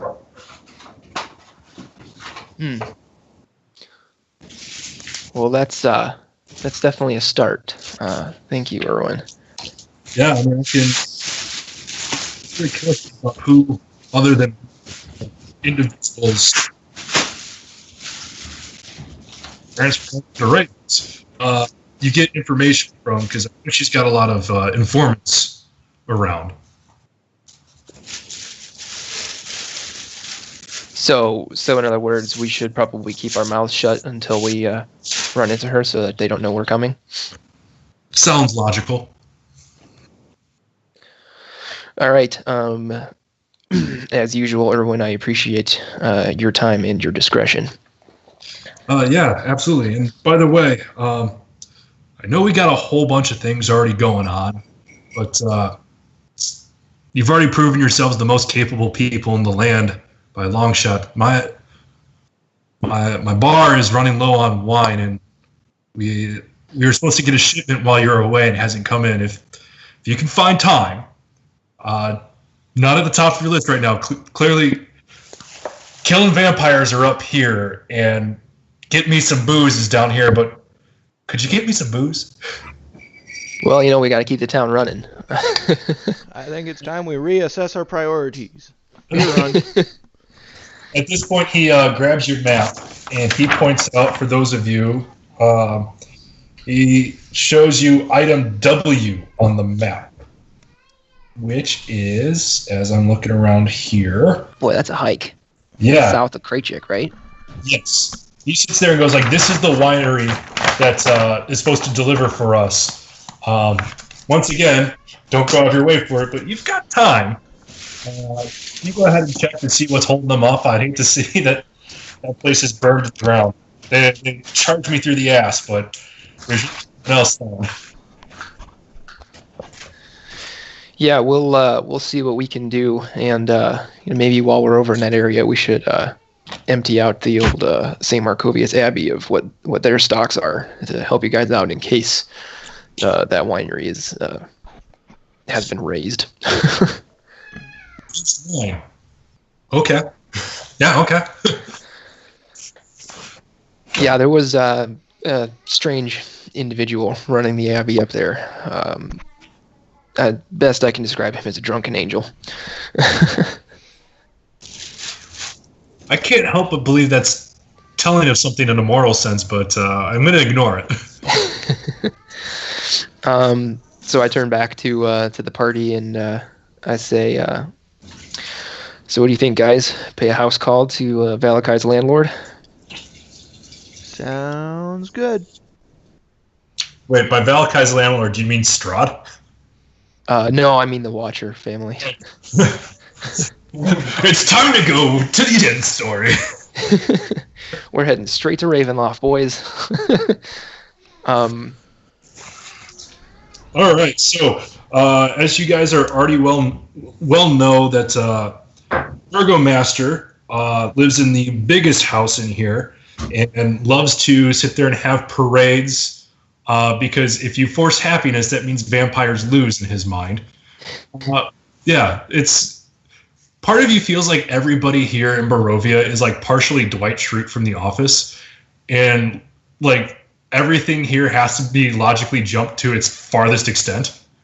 And this week is no difference here. This is the Festival of the Sun, and whereas last time you were here, there's a march with wolf's heads and all these trophies. Now it's paper mache suns coming about.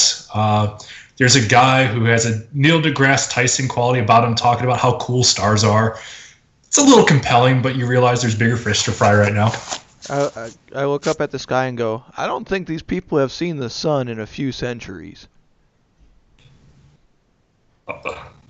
Do you really want to engage Neil deGrasse Tyson about this? Nope. We can do it, but you really want to engage. It was just more of an absent-minded comment to myself. I would like to, if the party is still wanting to follow, I just want to shake my head at the ridiculousness of this town and just keep walking through the festival. As you go through, you see what appears a very large house, paled only in comparison to the Burgomaster's mansion. And this house seems, for lack of a better term, disgusted with itself. It's got a slouching roof that hangs heavy over furrowed gables, and a moss-covered walls sag and bulge under the weight of the vegetation. As you study the house's sullen countenance, you hear the edifice actually groan. It's not like the groaning of a building, but an audible groan. Only then do you realize the extent of how much this house hates what it is. That's weird. Yes. Have you guys ever heard of a self-loathing house before? Yeah, it tried to eat small children, and it was a girl house. What? I think he's referencing the movie Monster House. What's a movie? It's this thing where things happen and then things do things. It's just the short term for a bardic play. Or an because they're enchanted moving, painting. so it's a movie. Yep. Yeah. It rolls off the tongue better than a singy. It'd be better at improv than me at that moment, guys. Bravo. For that, you should take inspiration. I already have it. Can I do double? Nope. You get one or none. Damn it. I'm putting 2 anyway. It's fine, but when you go down to 1, that means you have none. You know, just for that, take D inspiration. You're back down to 1. Oh, damn. Okay.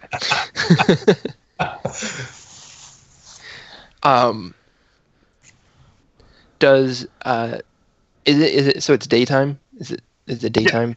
Yeah, it's around 10, 15 in the morning. Are we able to walk right up to the house, or is there like a gate that we have to get through? Looks from the map here, you're able to just get on in. Okay.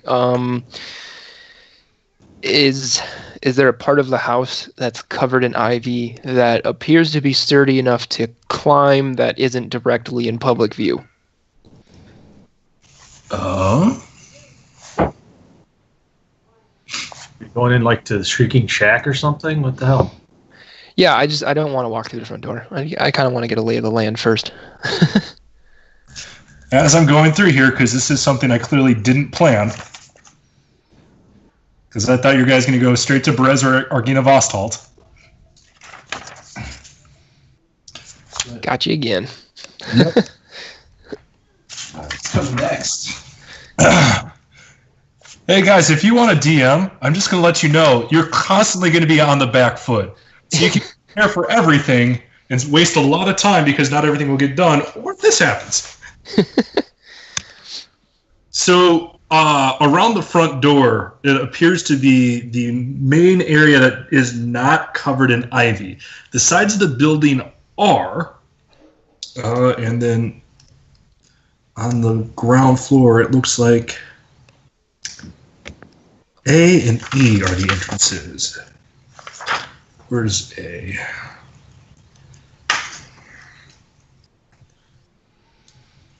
So both on the north side, there's sort of a backdoor looking thing with a locked iron door, and on the front side, there's actually a stoop coming through. That door is locked as well, and on the east side, there appears to be a cellar entrance, and that's R. All right, guys. So looks like we're breaking in either way. So I can pick the lock on the front door, or we can maybe try the cellar. Let's try the cellar. I don't trust these people. All right, go ahead and make a perception check. Ooh. Whoever's going to try to open the door. Okay. The cellar door. Ugh. That is a 12. All right. Yeah. Go on. Yeah, go on. As you were. I put my hand on the handles for the cellar door, and I look to Laven and Hagrid and say, "All right, guys, we're cool with this, right?" It was a little slimy. It looks like somebody put a Vaseline-like structure, or it's Vaseline-like substance on the cellar door ring. Gross. It catches you off guard, and you realize, like, it just goes like, "Oh, dang it! This is Rictavo's vapor rub." Oh, this could take forever to wash off my hand.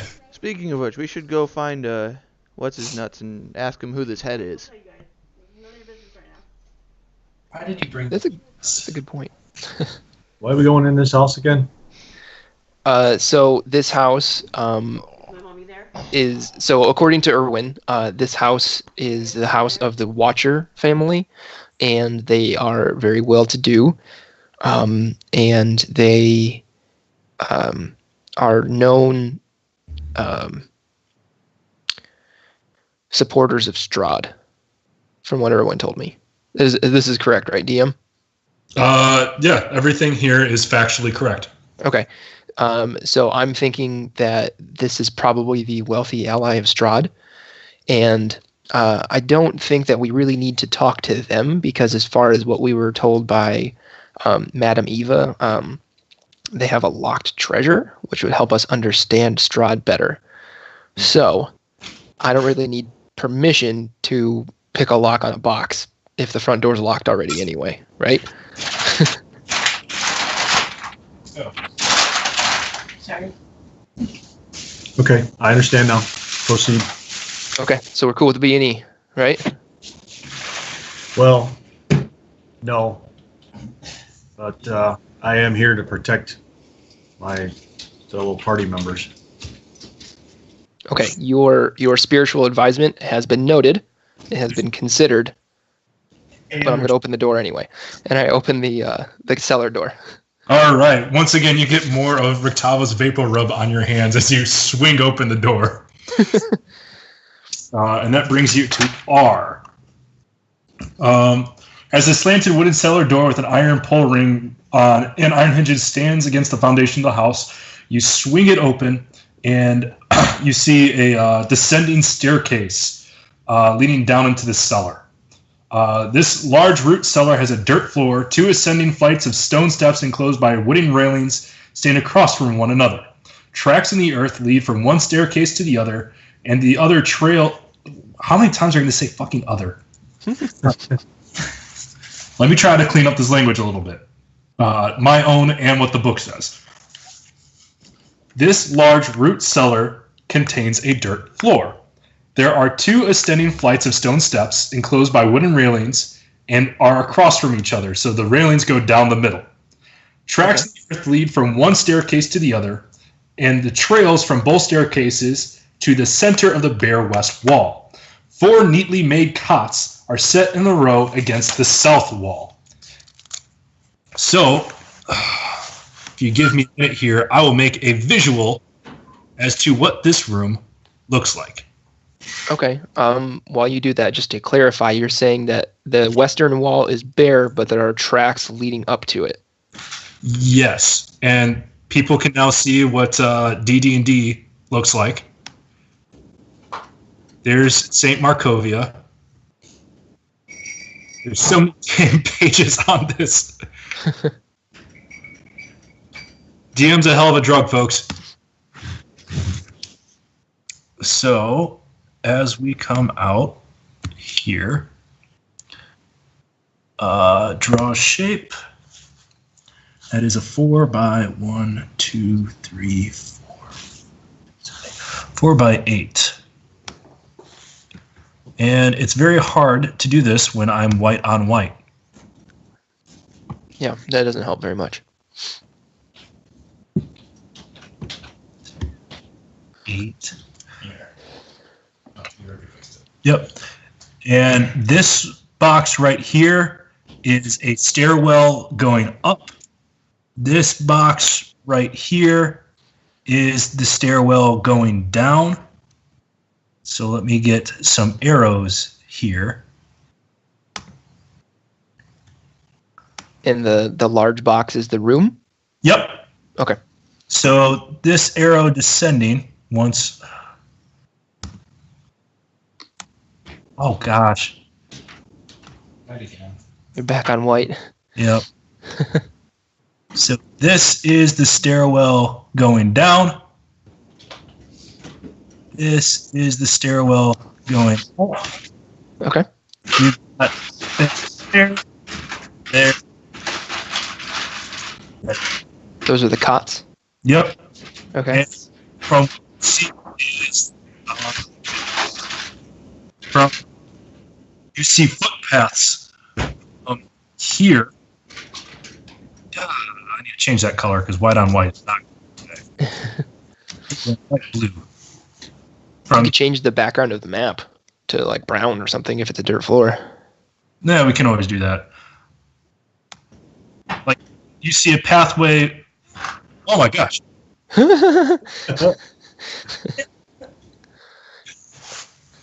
Thanks. Yeah, pathway here to here. Okay. You find a pathway to here as well. And Okay. just straight into the wall. All right. Is anyone in those cots? And where are we? You guys are at the top of the stairs heading down. So we're right here? Yeah. Okay. I'm going to neglect putting your character tokens on until we actually get to a battle if one happens. Okay. Just because this is to give you a visual representation of what's going on more than anything else. Sure. Laven, you're just going insane with drawings, huh? He's co-DMing right now. He's this is literally the closest he's ever been to the book. Okay. The cots, empty or no? They are completely empty, yes. Okay. All right. So wait, we're inside, and there's another staircase going further below the basement?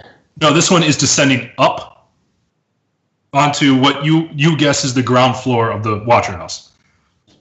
Oh, okay. All right. I'd like to check out the blank wall with the tracks leading up to it. All right. How do you do so? Like, are you asking me if I'm walking quietly over there, or how I want to look at the wall? Just standing where you're at and looking, or are you trying to like walk up to it? Oh, I want to walk up to it. All right. As you do that, you see there's like in Kingdom Hearts when the Heartless come up and they just come through the floor and able to phase through. You see holes like that in the ground, and there are 8 skeletons that come up. They're all unarmed, unarmored, and they just kind of come up and they look at you with obviously with the holes in their face where eyes would have been, and they're very, very intent in walking towards you. At this point, anybody want to do anything about that? So there's eight skeletons walking at me? Yep. This sounds like a job for our spiritual advisor. Oh, where are they right now? They're just kind of, they rose up from the floor. They're kind of interspersed around. So they came up from like all over the place in the room? Yeah. Interesting. How close together are they? They're at the very farthest 10 feet apart from each other, because in my mind right here is that the foot stopped right there. That's where Lucian was able to get to, no problems. And they're kind of centered around this location. They're kind of tightly packed around each other. All right. Well, then, for shits and giggles, I want to cast Grease over there. You do so. Grease. Which should be... I think this is the first time this spell has been cast in our game, even though I know that Berlin had the spell. do a 10-foot square. That would be about like that. Yep. Dubs, Jarosh is speaking to you as a player. I saw on your PDF you still have way too many spells prepared. So what were the 4 that you're going to use for today? That didn't update then. That's stupid. I have for Wizard, Ray of Sickness, Grease, Find Familiar, and Magic Missile. Perfect. Okay. So I guess stupid PDF didn't update. But I'll mark Grease off as being spent. Yep. Well, no, you just have to mark off as one of your levels. Yeah, So your it's spell basically- slot. Yeah. You can cast a spell more than once. Yeah. It's just the ones that you've read, you prepared, you know. I can use during the day. Right. So there's a couple that come down. That fails a dex saving throw. That fails a dex saving throw. And that's a natural 20 on the dex saving throw. So 2 of them just comically like stepping on a banana in a Hanna-Barbera cartoon. Slip on the grease. They end up getting really, really quick leg movement, which you're not sure how happens because, once again, no muscles. And just fall flat onto their backs. You're not sure if this is your own madness or if there actually is a horn player just going...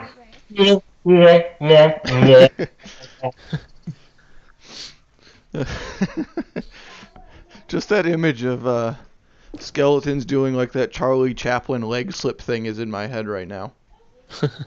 Yep. Alright, I'm content now. All right. However, it didn't destroy any of the skeletons. They're just laying down. There's just 2 that are laying down, and the other one is just greasy. Like they just went to a paunch burger. I wonder if we could light that grease on fire and burn down this whole fucking house. Let's not do that yet, okay? I'm with you later. There's supposed to be important things here. We'll circle back around to that, Tony. Hagrid, it sounded like you were saying something? Oh, I was going to wait to see what other insanity Tony was going to incite. Oh. Apparently arson was the answer to that question. Hey, we could make it a holy fire. I have holy oil too now. Oh, hey, don't waste that. We can like put that on weapons and stuff, dude. Ooh. As I am descending the staircase after Lucian and chuckling to myself over the skeletons that I see have fallen into the grease, I cast Turn Undead, Destroy Undead. All right, let's make our saving throws. Fail. Fail. Fail. Fail. Natural 2, fail. Natural 4, fail. Natural 20, so 7 of the 8 instantly destroyed, clattering of bones everywhere. Like, you know what, there's no metaphor for this. It is a literal bomb of bones you created, and the other one's just kind of standing there, then turns around, looks at you, gets really, really scared, and just punches himself in his own throat, boom, clattering him more. Great. Now I have the image of just bones slowly sliding through the grease, just kind of shifting. It does look like the aftermath of a KFC meal, yes. Hagrid, I will never get tired of watching that. And I turn back to the wall to try to figure out how to get through it. If there's some sort of trigger or like a mechanism to open an opening. So as it looks here, it looks like there's no secret about how this door works. It's once again using powerful Hanna-Barbera cartoon tropes.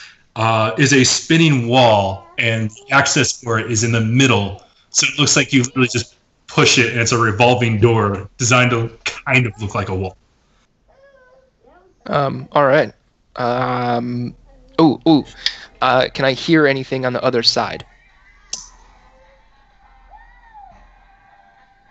Is that what we hear on the other side? Because if there's a party, I don't know if I want to go through there yet. It's a party. You hear 4 different voices.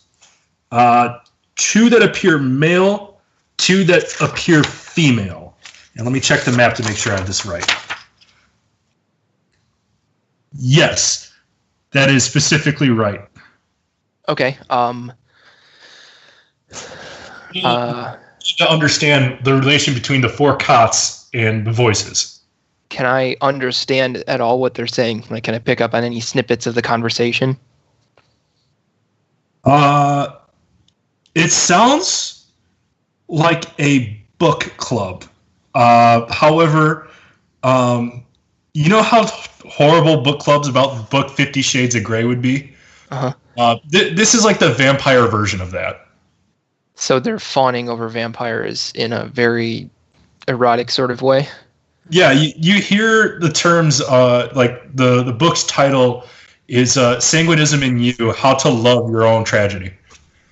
Okay. Bloosh. Hagrid, do you smell undead here? Not the skeletons. Let's see. Hagrid, based off of your knowledge of undead and warding the undead, go ahead and make a Arcana check with advantage. Nat 20, adjusted 21. You know, beyond shadow of a doubt, there are no more undead here. You get the idea that the skeletons that came by were bodies that were dug up and kind of left there, not so much as to fight, but just to buy enough time for those who actually could fight to get there and protect what appears to be on this wall. Based off of your ability to notice things and with the help of detect undead, no, they look like they're living. Literate, communicative, and living. So, but we still can't understand what the voices are saying behind the wall. You know that they're speaking common, but it's kind of like listening to a tired person mumble through a wall. It's very, very hard to make out where words begin and end. So Charlie Brown's teacher, basically. Yeah. Yes. Okay. Yes. That's what they hear, but me being against the wall, I hear a little bit more. Is that what I'm understanding? You hear a little bit more, just because you're trained in picking up these kind of things and focusing your senses to hear these things. But the more and more you listen to this, the more and more you wish you weren't. Okay. So I kind of move away from the wall and I lower my voice. And I speak towards like this corner, so that way my voice isn't like echoing as quickly towards the wall. And I tell the party, I hear 4 voices on the other side of the wall. You said 2 male, 2 female, right, Jay? Yep. Okay. 2 male, 2 female. They appear to be discussing with great erotic zeal vampires and potentially some sort of book about them.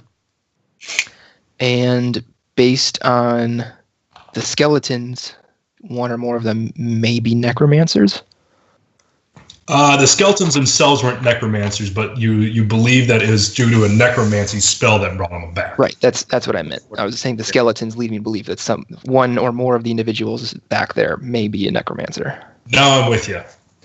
Okay.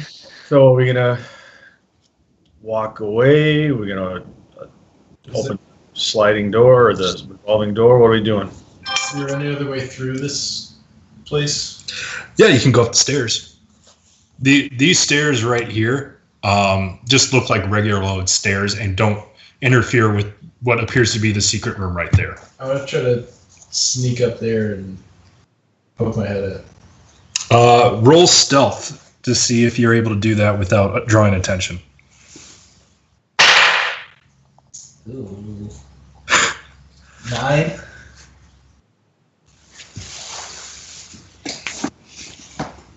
Let's see what F's got.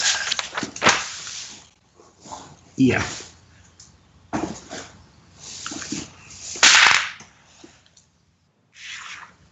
Well, just as we're waiting for this to unfold, I do have silence as a spell that I can cast. If we get the door open and I see an area, I can cast the silence bubble over them. Interesting. Okay, that'll be a good way to get. All right. So If we're worried about a spellcaster in there, we can. I mean, until they move out of the area, they'll be silenced for any vocal spells. One of the things for you to know, Hagrid, on that, because you are adept in the silent spell, if you cast it on an item they are wearing, it will move with them. Like the silence bubble? Yeah, so the cone of silence will follow them. Okay, well, if we decide that going through that door is indeed the best way to go, I'll use my inspiration to get advantage on the the stealth check to open it up enough for you to cast that spell in there on one of the people, because we can, if we need to like pull one of them out of that range to talk to them, then we can do that as long as it's not the one who you cast silence on his robes or something like that. Mm-hmm. Yeah, so as it comes out, and Laven heads up the stairs, he sees iron torch sconces clinging to the wall of a stone staircase that cuts its way through the heart of this old house. As he comes to the top, he sees, once again, appears to be a secret door, further trying to hide this level off from the rest of the house.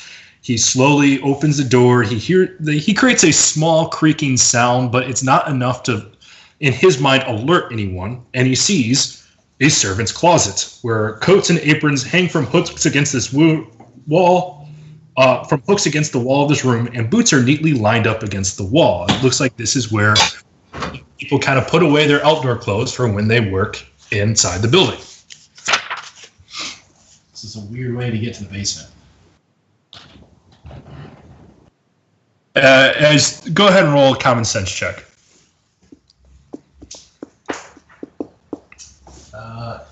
8 out of 100. 8 out of 100. As you sit there and think about the skeletons and how necromancy generally is not looked kindly upon unless it's very specific and religious rituals, nothing comes to mind. You don't see a problem with that at all. You're just like, yeah, this is really weird. Why go through all this trouble to hide a basement? Are they trying to get out of taxes? I think they're trying to get out of taxes. Yep. But as you head up into the remainder of this closet, it looks like, well, exactly that, a closet. You do see a door on the northeast portion of this closet. I slowly I crack it open just a little. Roll sleight of hand to see if you're able to do that.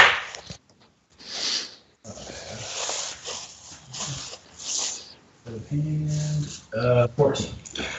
You're able to do it. You're able to just it opens out so that you can see the most of the room, and you see the actual back door of the building that you got that was locked, and you decided not to go in, but it looks like it's just the foyer. It's the back. You see doors on both the east and west of the hallway compared to where you are. So on the north side, door outside, east-west, doors, door to the south where you're currently standing. And are there people in this area? No, I don't believe so. Nope.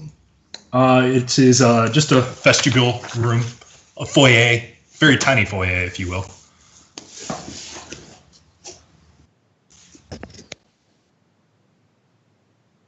I open the door all the way.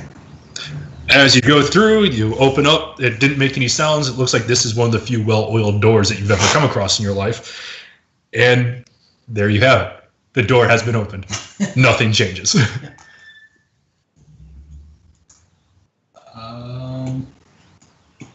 Walk into the room. You do so. Nothing changes.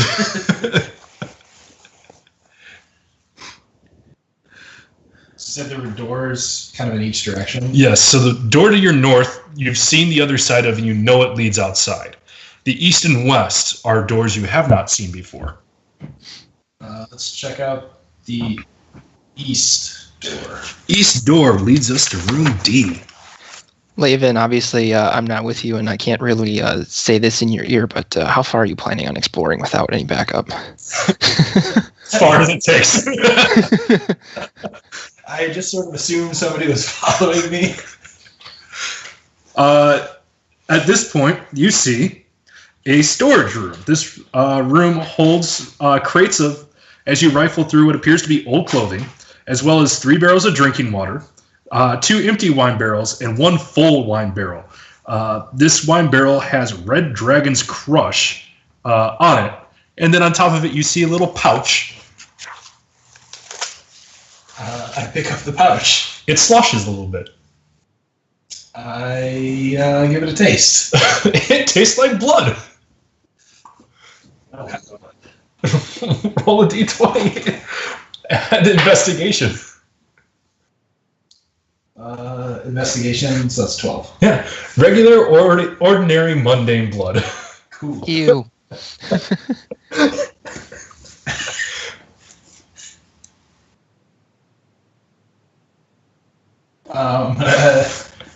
Head back to the group.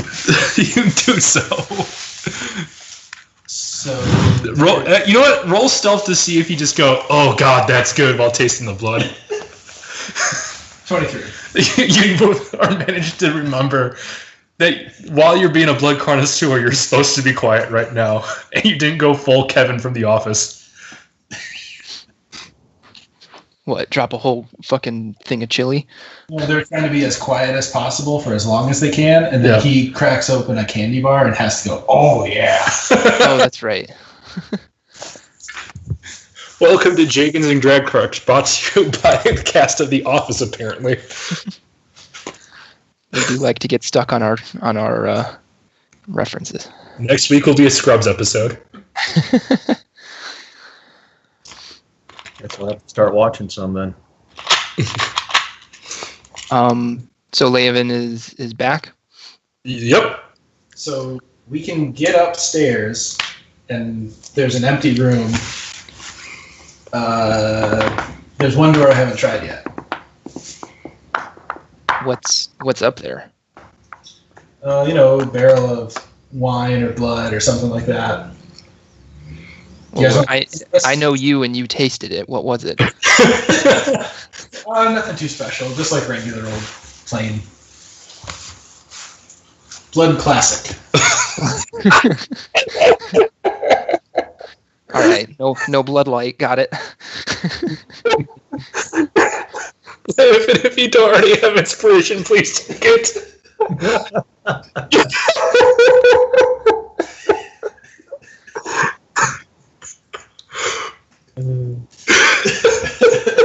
This is a great Christmas episode, guys.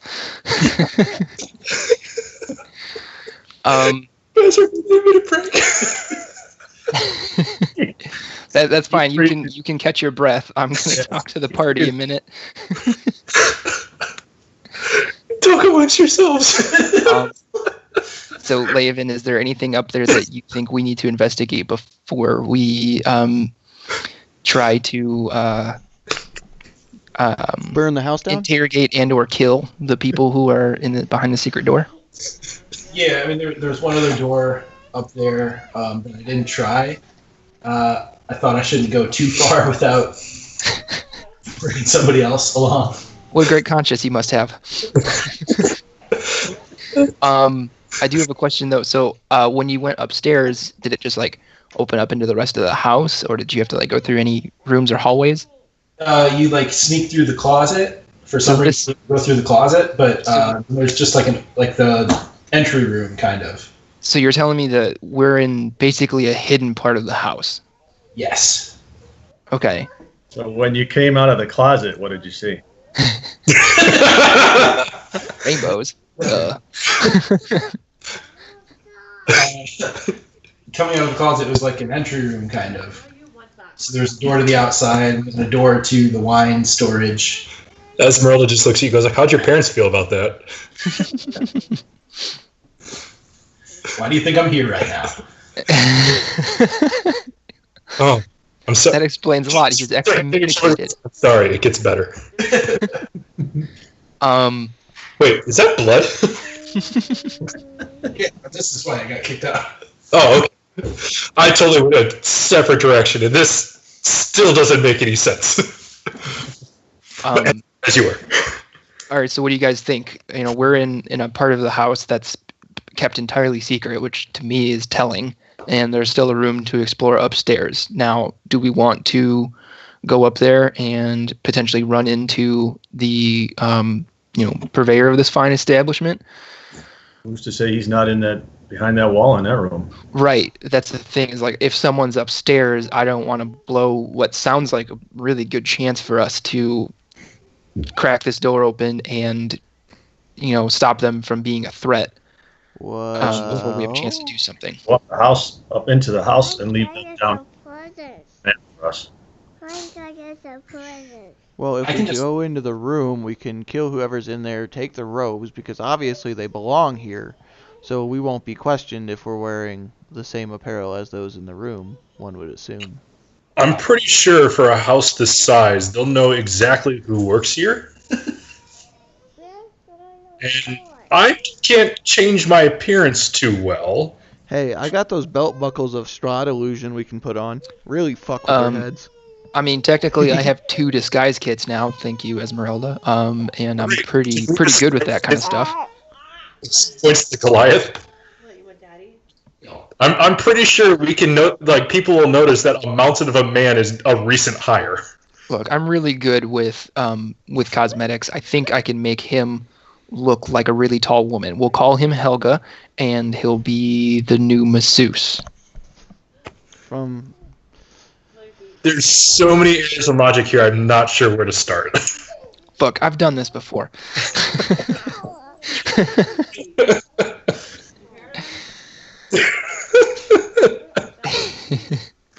All right, so when we finally get around to pushing this door or this wall, Lucian, since you're going to be right there, why don't you figure out who you think might possibly be the answer for the skeletons? Mike, you mute your mic so I can hear Hagrid. Thank you. Go ahead, Hagrid. If Lucian can, as he's opening the door, can look in and see if he can identify possibly a necromancer who may be responsible for the skeletons, or at least the person who looks like they might be the biggest threat. So going into the upper floor or going through the Scooby-Doo door? I'm still in the cellar, and I'm standing here waiting. Cool. Right, we're all in the cellar right now. And why don't I just go check out that door upstairs, just to make sure there's nothing going on back there, then we can Scooby-Doo out of this. Do you have any way to improve your stealth or anything like that? I do. You have a spell or something? I can pass without trace.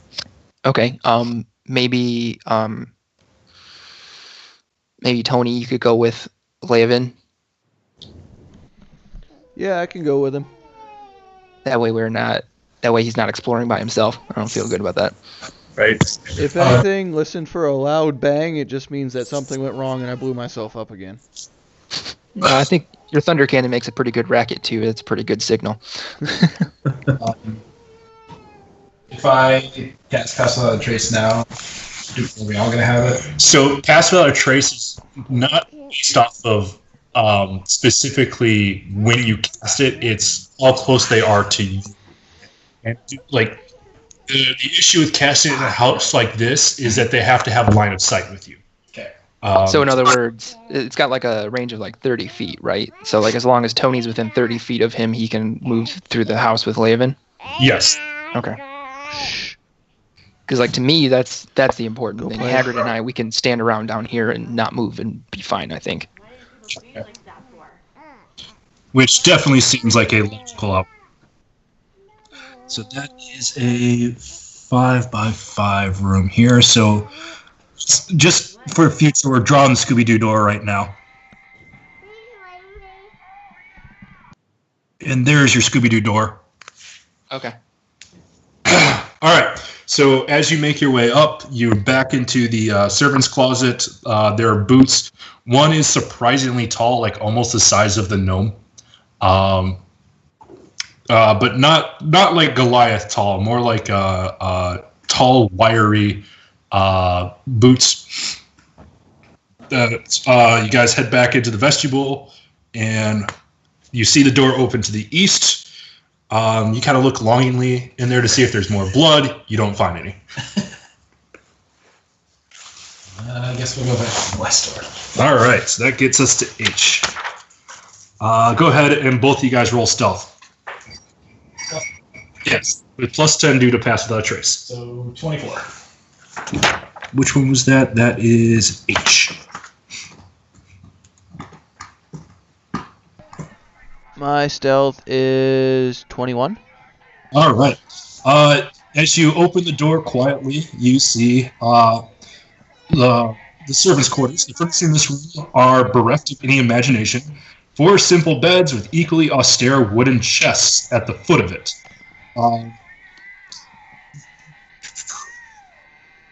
Based off of the things you see on top of the chest, it looks like there are kind of stuff that hourly help.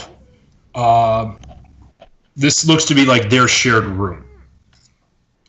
The room itself isn't terribly big. There's no one in it right now because at this point it's like 11 a.m.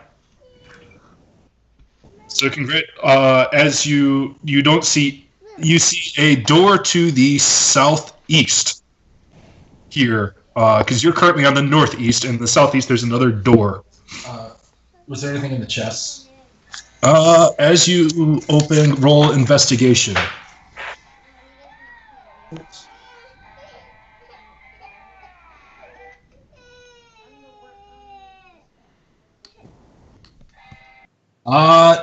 I mean, nothing special. Nothing that you really see as value in terms of monetary value or utilitarian value. Are there like servants' clothes? Yes. There appears to be a couple pairs of servants' clothes each. Yes. I'm gonna just take some of the clothes. All right. Put down 1 set of servants' clothes, unisex.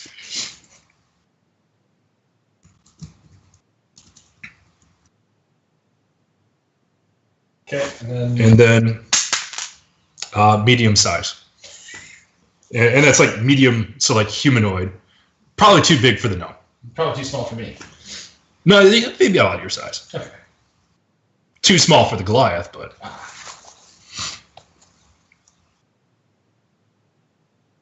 But for you, they might be just right. Then head to the other door. All right, as you head down into room I,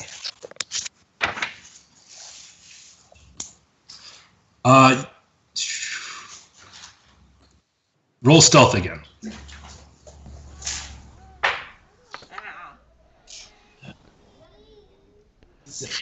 Okay, Toni, roll stealth. 28. All right. You head into the parlor here. You see some lounge furniture and a coffee table in the middle of this room. There's an open wall to the south that shows a dining room. The room is currently empty right now, but the 3 couches themselves are actually quite elegant, and there's an oval table made from black glass here. All are set in front of a blazing hearth, which hangs above the portrait of a smirking nobleman sporting a broken nose shifted to the left and a tangle of hair graying at the temples. Several smaller portraits hang on the north wall. At the bottom of this portrait, it says Lord Nikolai Watcher and gives 2 dates underneath.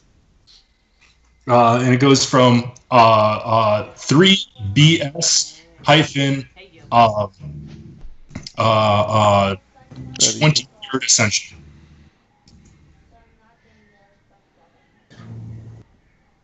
What's the first one? 3BS, which make a common sense check. Oh, that's not those. Is it before Strahd? 25. No, it's bullshit. No, it's before Strahd, yes. It said 3BS dash what? 25th Ascension. 25th Ascension. What the fuck? Since you're not there, you don't know. Right, yeah. Otherwise, kind of nothing to this room. Nothing in particular, yeah. Okay. It's almost like everybody's out for the day performing tasks. You really picked the best time to enter this house. Perfect. Oh yeah, I did. So what if the people that are in the room behind the wall are actually just servants. Well, hopefully I'll be able to get a good look at them before we do anything crazy. Okay. And there are I do have dark vision. out of this room. What's that? No other doors out of this room. There's not, because there's an open wall, very contemporary, very open floor space, and to the south there's the dining room. The dining room has an ornate dining table stretching the length of the room, a crystal chandelier hanging above it imperiously. For as shitty as the outside looked like, this is like engineering perfection. The silverware, however, is tarnished, the dishes chipped, yet all are still quite elegant. 8 chairs with their backs adorned with sculpted elk horns surround the table. Arched windows made of lattice work of iron and glass look out into the fog-swept estate. But once again, this room still empty. You see in the dining room itself, towards the northeast, another door, and towards the northwest, another door. Do either of those seem like they would go to where the secret door is going to? No. So the secret door, is to give you is obviously this one right here. Yep. Oh gosh. Yep. That's not what I intended to do at all. Is this one right here. There's the door that you're talking about is one floor up and going there. Okay.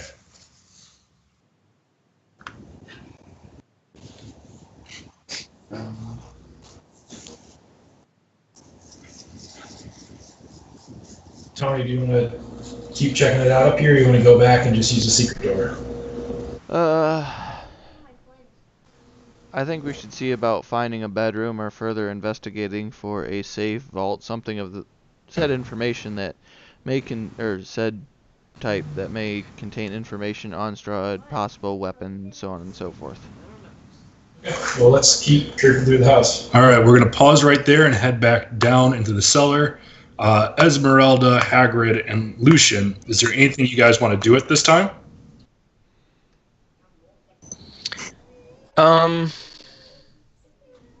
Do you want to wait? Do you guys think we should wait for them to get back before we potentially press into this room, or do you want me to open the door and see if I can see who's inside? I mean, I'm not a master of traps, but I would imagine it'd make some noise, and we'd have to be prepared for a fight. Do we really want to come in half-cocked to a fight? Not particularly. What do you think, Hagrid? Well, usually I'm inclined to wait, but I have to admit that the searching of the house is intriguing as well. Well, we can always...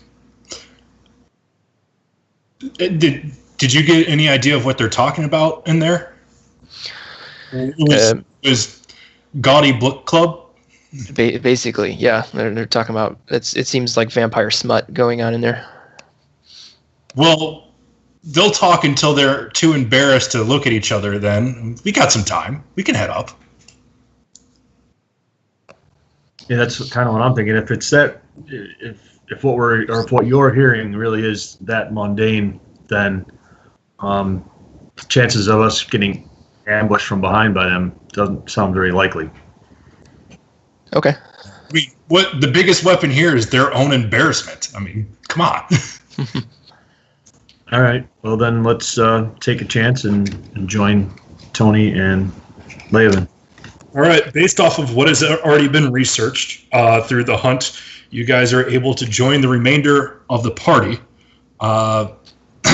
regain the benefits of Pass Without Trace because he originally casted it on you. And you're now in the dining room. And Esmeralda looks at the silverware on there and just goes, huh, that's nice. And that thieving glint in her eye comes in and she just shakes her head. It's like, nope, don't do that anymore. So the party is all together in the dining room on the southwest portion of the ground floor. Laven, have you found any stairs going up? Is there an upper floor here? Not yet. Does it look like there's more floors from the outside, from what I saw from the outside of the building, Yeah, Jake? there's an upper floor.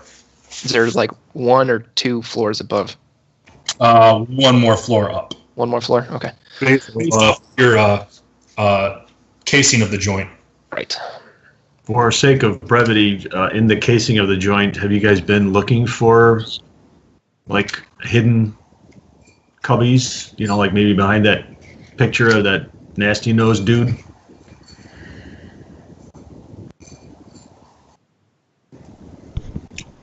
In all fairness, no, I've been looking for stools to disassemble. I don't doubt that.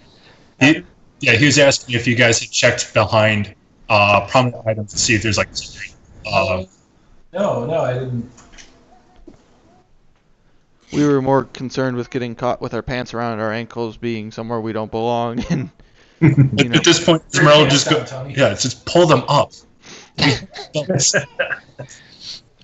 It's an Akrean colloquialism, Esmeralda. It's okay. Sounds like a crime.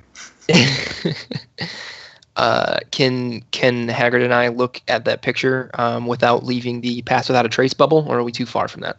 Oh no, easily you guys can. Okay, because I couldn't remember what room it was in. Yep. No, so it's once again open floor space. Yeah, go ahead and roll investigation. You roll 2, Haggard. Let's see if we can get this done together.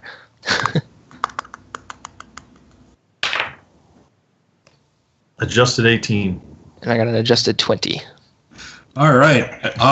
Due to your investigation, you realize that this portrait is hung on a wire, and there looks to be no traps. So you pick up the portrait, you set it down, and expecting to find like a secret vault, you find that there's a punched hole in the wall. There's nothing in it. It just looks like somebody had a really bad day. Haggard, have you been here before? I was just going to say, I look at Lucian and say, that was not me. This house stole your holy symbol once, didn't it? As you look through the hole and this portrait was coming up, you see a den to the west.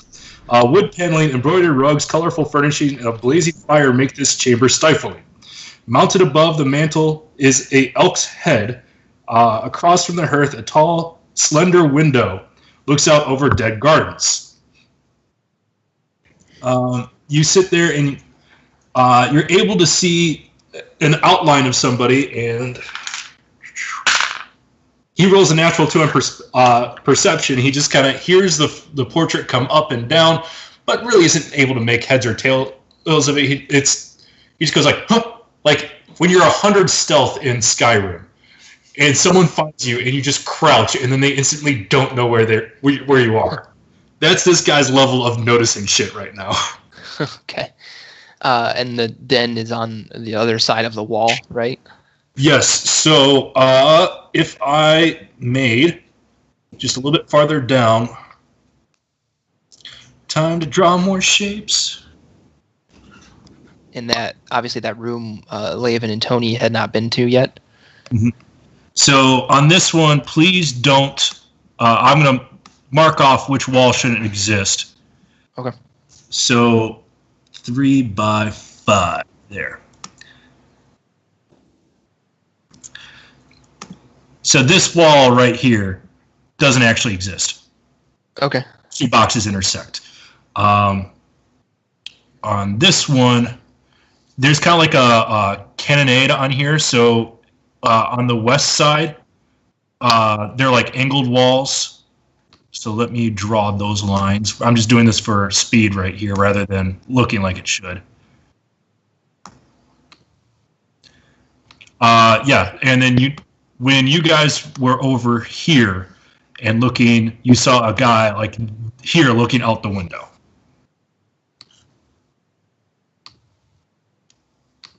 You notice, by the way, quite clearly that this person's gender was definitively male. Okay. You also notice that there is a door right there from earlier search.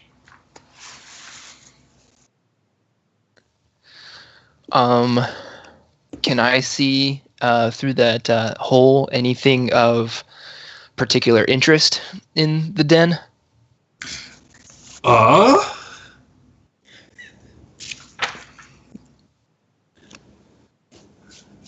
There are a number of things of value. You see what appears to be a really fancy goblet, a giant wine decanter, and rare element electrum candelabras, along with a bronze urn that looks to carry some ashes.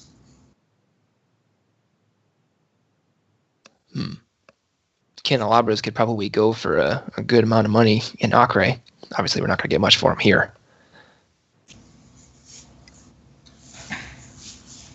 I mean, Are we stealing the furniture now? like, no. The Vistiana used to do this, is we'd steal from somebody and sell it back to them. It was kind of one of our lazier cons, but you get the right person who is rich enough, and yeah, it works. Not saying do it. I'm not saying do it. I Don't I think about it, and I look at Hagrid and I go, "Nah, we'll let's not steal anything." Is he kind of like our Jiminy Cricket, our little voice inside our head saying, "Don't steal this," or he's gonna, no offense, but punch his hand through my face? Well, you know, as long as you're not actively stealing from him, he's kind of the best of us. I just don't feel the need to do it myself. You guys can do all that and burn in hell if you want. I don't care. If you ever punched through somebody's face, if I just screamed out fatality. Okay, so there's a guy in a den on the other side of this wall here, guys. I'm sure that obviously there's another way into the den. We're not going to crawl through a punched hole in the wall. Hold up. Sound travels through punched holes in walls, right? Why don't we create a little bit of a barrier? Put the photo back up. We'll put the picture back up first. Yeah. All right, go sleight of hand to see if you can do that without scraping the portrait against the wall. Oh, shit. Oh, fuck. I rolled an 8. I rolled a 4. Yeah, you guys have DM inspiration if you need it. Gives me a 12 then. All right. Lucian, what was your contribution to the check? I'm going to save my inspiration, so still an 8. All right, so as you come down, Lucian, you were kind of just wanting to quickly do it to get it over with, and at that point, Hagrid kind of notices that this is going to clank against the wall and puts his right hand up just to stop it, looks at you and just kind of gives you a knowing glance, and it's like, don't be stupid here, as you then slowly put it back on to where it belongs, covering up the hole. At this point, Esmeralda says, like, kind of waves you over so that you can have the conversation closer to the dining room, get as much distance between you and the hole as possible. Okay, yeah, so there's a man in the study. He doesn't appear to have heard us. He kind of stirred a little bit when we moved the painting, but ultimately looked like he decided it wasn't worth getting up.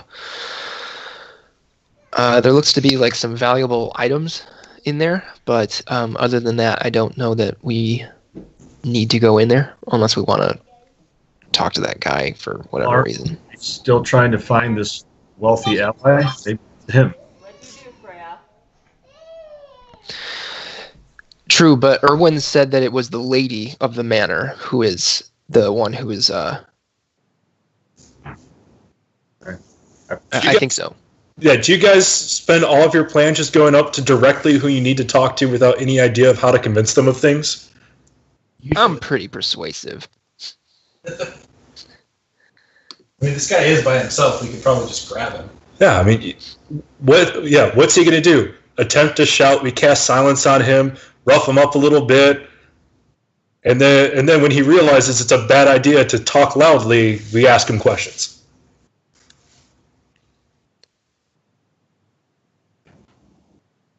I mean, it looks like he has no escape out of there other than breaking through a window.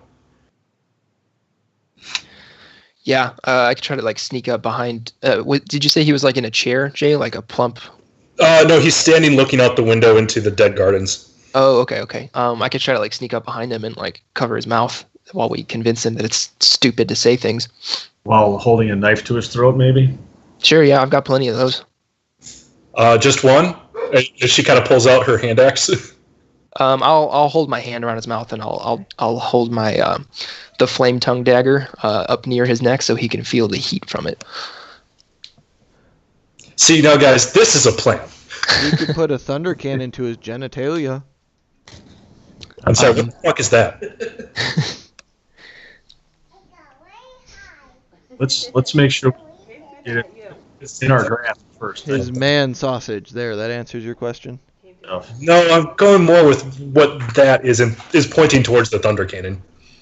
That's the thunder cannon that's going to go at his man sausage. I clearly am getting you to talk in circles. So I'm just going to ignore this, and we're going to move on. Good plan.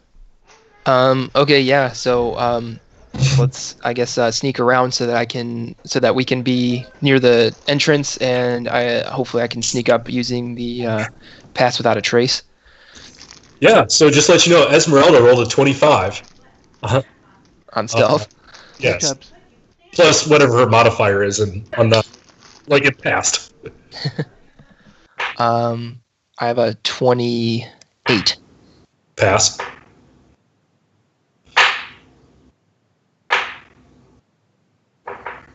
What'd you get, Laven? Oh, was I actually supposed to be doing something? I was assuming you were. If you're trying to enter in the room, roll stealth. Oh, okay. 23. All right. Anybody else entering the room? 19. I'm gonna stand back, like just on the corner of the wall, and not really enter the room, but not be too far away. So you're standing in the door frame. Sort of, like half in by it. All right. So before we go in my mind, and change this before we continue this part of the story. Lucian is going to come in, cover his mouth, flame tongue dagger to the throat, and convince him it's a very bad idea to talk loudly. Hagrid is going to be standing by the doorframe and just giving a presence like you cannot leave this room, and then everybody else is going to be facing him like the last scene of the Avengers. Yeah.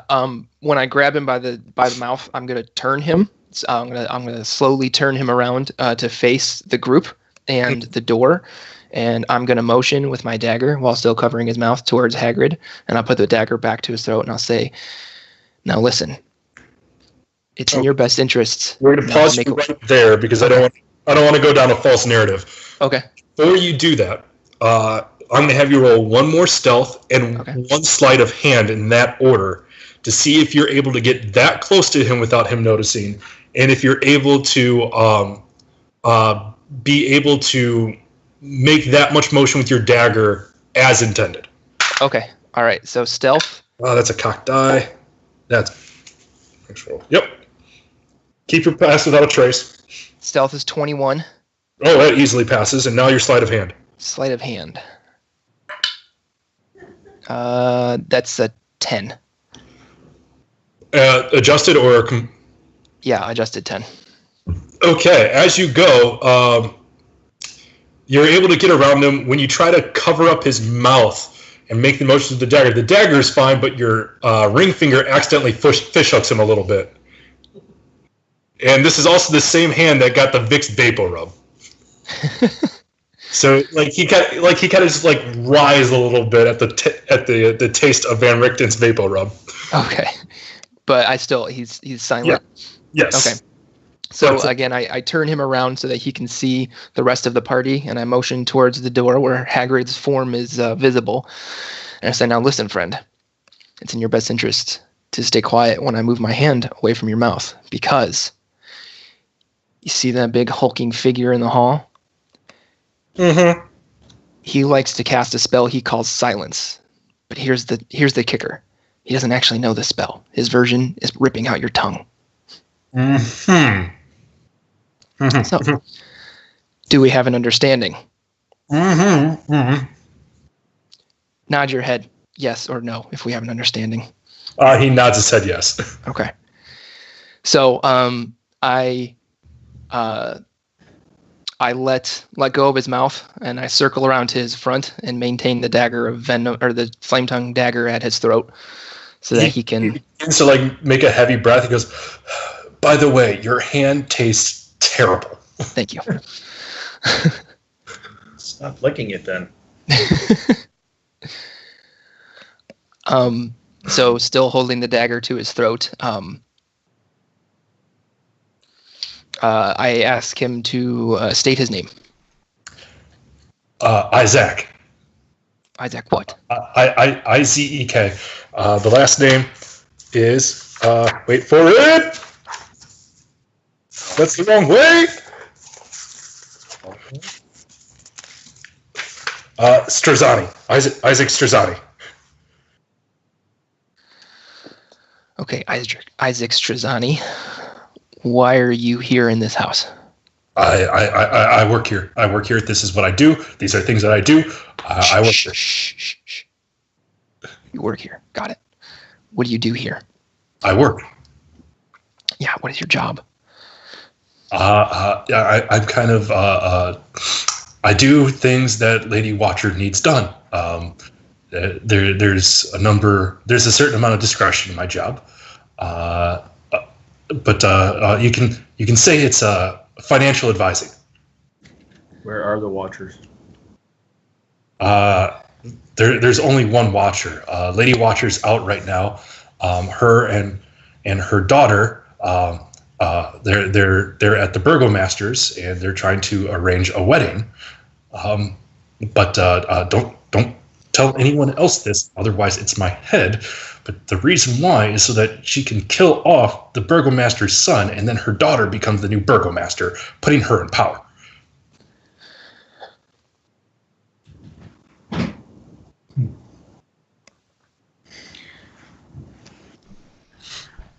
We understand that Lady Watcher is a fan of the Von Zarovich clan.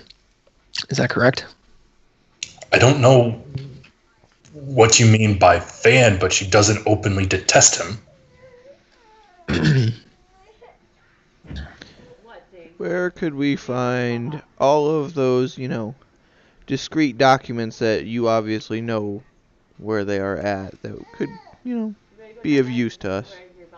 You're gonna have to jog my memory. Remember, I take care of finances, not write their autobiographies. Financial records, basically wherever they store anything of value, like financial records. I also slap him a little bit. It's in your best interest also to not be snotty. I mean, depending on what I tell you, it's either I'm getting it from you guys or I'm getting it from Lady Watcher. Let me tell you, neither outcome's really that good for me. Hey, go look in your bedroom, in the bedroom, and see if you can see a bottle in there, please. So, Toni, on this, make a either persuasion or intimidation on this. Well, if I'm going to make an intimidation check, I would like to because I want to do intimidation for some weird reason, I want to pull out one of the thunderballs and go, either you tell us, or this goes somewhere where the sun don't shine, and when it goes off, there won't be much left. Yeah, that's certainly intimidation. Wow, I am horrible at this. I rolled a 4. He just looks at it as like, based off the way that's made, I think it's just going to get stuck in there. And that's pretty unpleasant as itself, but that's not as unpleasant as what Watcher's going to do to me. Let's find out. All right, I'm going to pause the game real quick. Jerosha, you are aware that there is a sound component to that thing exploding. Yes, I do. I'm just being an ass. You certainly are doing a great job of that.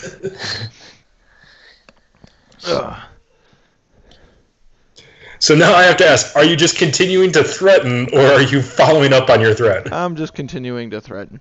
All right, we'll resume the game. So as you go forward through it, and he just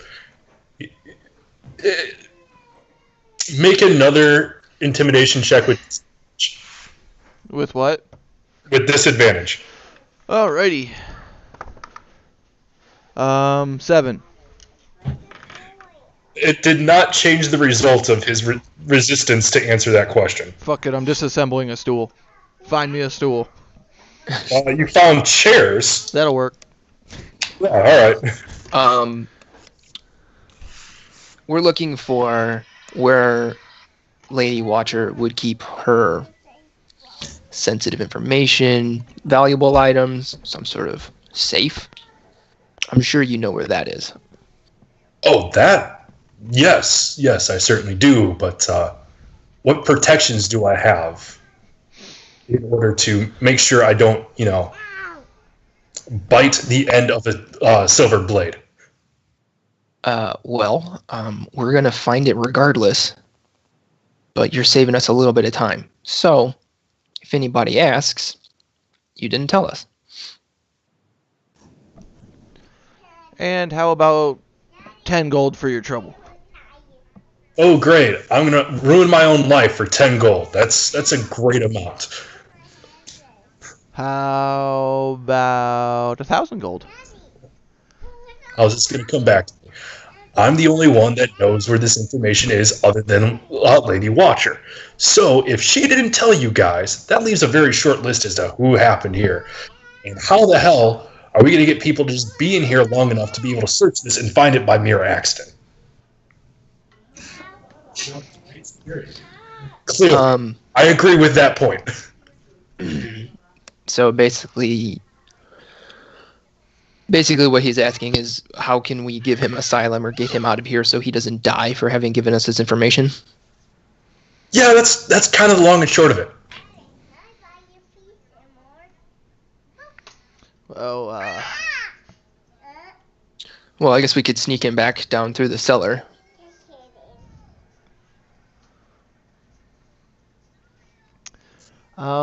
Pretty simple. We burn down the house. If there's nothing left of the house, there's no way that they will know the information's gone.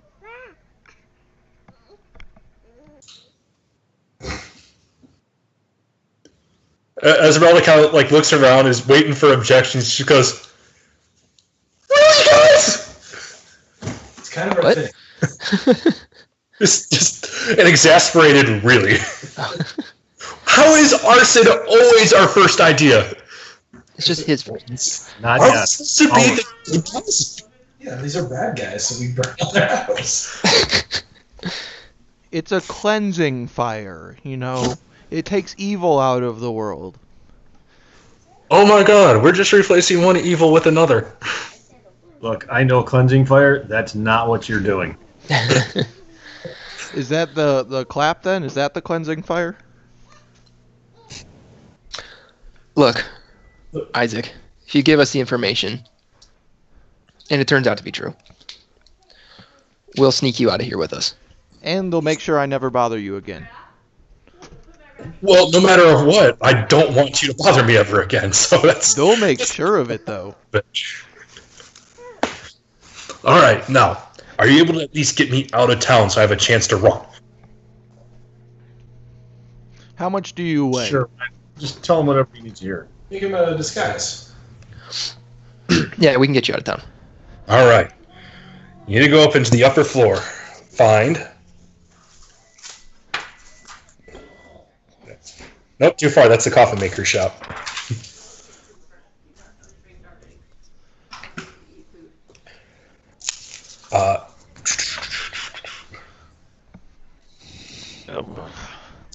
So, in her bedroom, there's a secret door towards the south. And when you go into there, you can find everything that you need to get financial record of her misgivings and trying to fuck over the Burgomaster's family. You'll also be able to find all the things that she does in allegiance with Strahd. Now, can you please let me go, find me a disguise, and get me the fuck out of here? I dress him up like a girl. We're using stuff from my disguise kit. All A right. slutty one, too. Tell him to tuck that shit. All right, go ahead and based off of this, it's going to raise the DC quite high. But I don't know if success is something you're intentionally going for. So roll a disguise check. So this will be a wisdom check. And then add stealth if you so choose. Do I get any proficiency in this since I'm using my disguise kit? Yes. Okay. So I'm rolling a wisdom check. Yes, because I don't know if there's any skill that would be particular towards building a passable disguise. If you've got one that you can suggest, go for it. But otherwise, it'll just be a straight wisdom check with proficiency. That's probably fine. Okay, so. And then further, I have to ask: do you want to intentionally fail this roll? I don't really have a choice. It's an 8, all said and done. Okay. As you create this female gender-bending disguise, you accounted for a lot of things except for the visible chest hair that he has. And he just looks at you and he goes, "Really? I sold out Lady Watcher for this." He's just like, "Fuck it, I just need to run." Like throws the disguise away and just like begins to run out of the building. Well, how much does he weigh? That's great. As much as a regular humanoid. So would it make sense that we could task Aeus with flying him out of town and returning?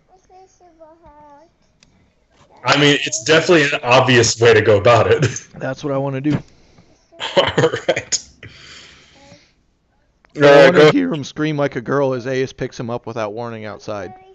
Roll a melee attack for Aeus to see if he's able to grapple Isaac. Okay. That's a natural 1, so don't worry about it. It succeeded. Okay. So you have him grappled, and what's your order to Aeus? Get him a decent distance outside the city, drop him somewhere safe, and return. Okay, he's not going to be able to respond to that, because as you remember, he needs very specific commands if the Vistiana camp rings in your head. Decent distance is not an order. Then fly him 2 miles outside of town and drop him on the ground, not from height, but land and put him down and then return.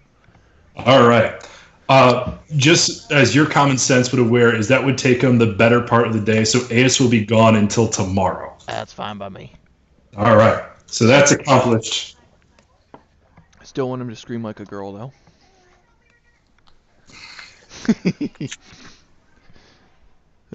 Okay.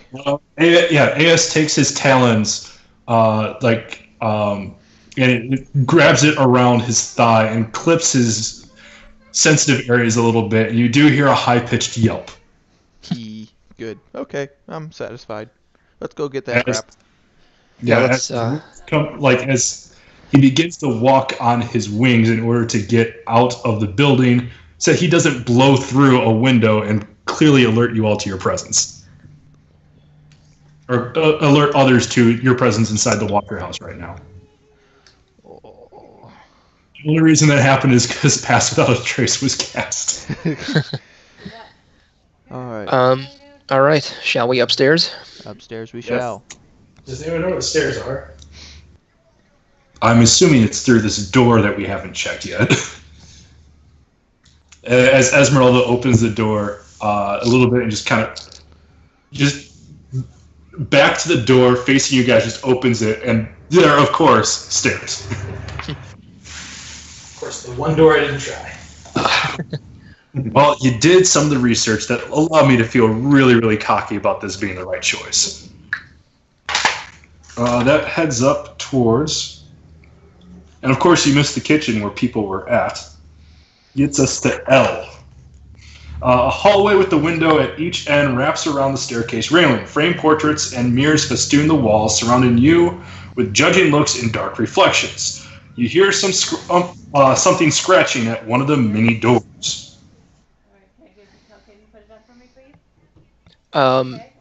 Did Isaac not tell us which door it was? What he told you is that it's the master bedroom, and then to the south of the master bedroom. As you're looking around, you can see a number of doors in this hallway. The most ornate one and largest door is in the northwest, right where the stairs come from. Oh, okay. Let's try that one then. All right, you do so, and that gets you to P.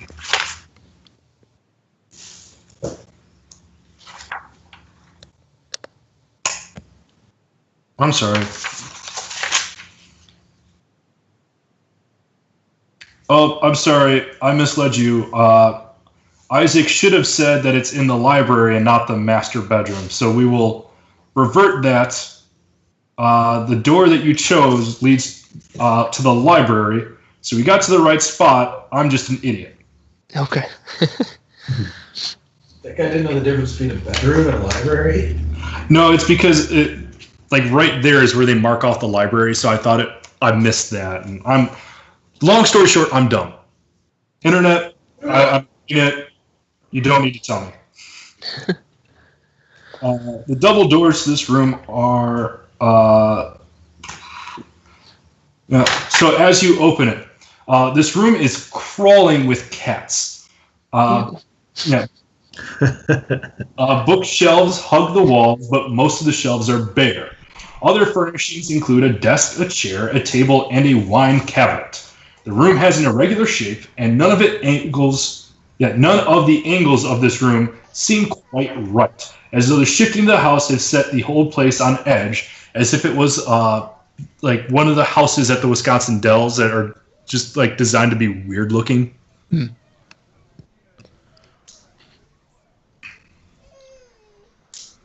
Yep, but there are 8 cats. They all look like cats. They all act like cats. And he said that the secret room or entrance or whatever was on the south side of the room?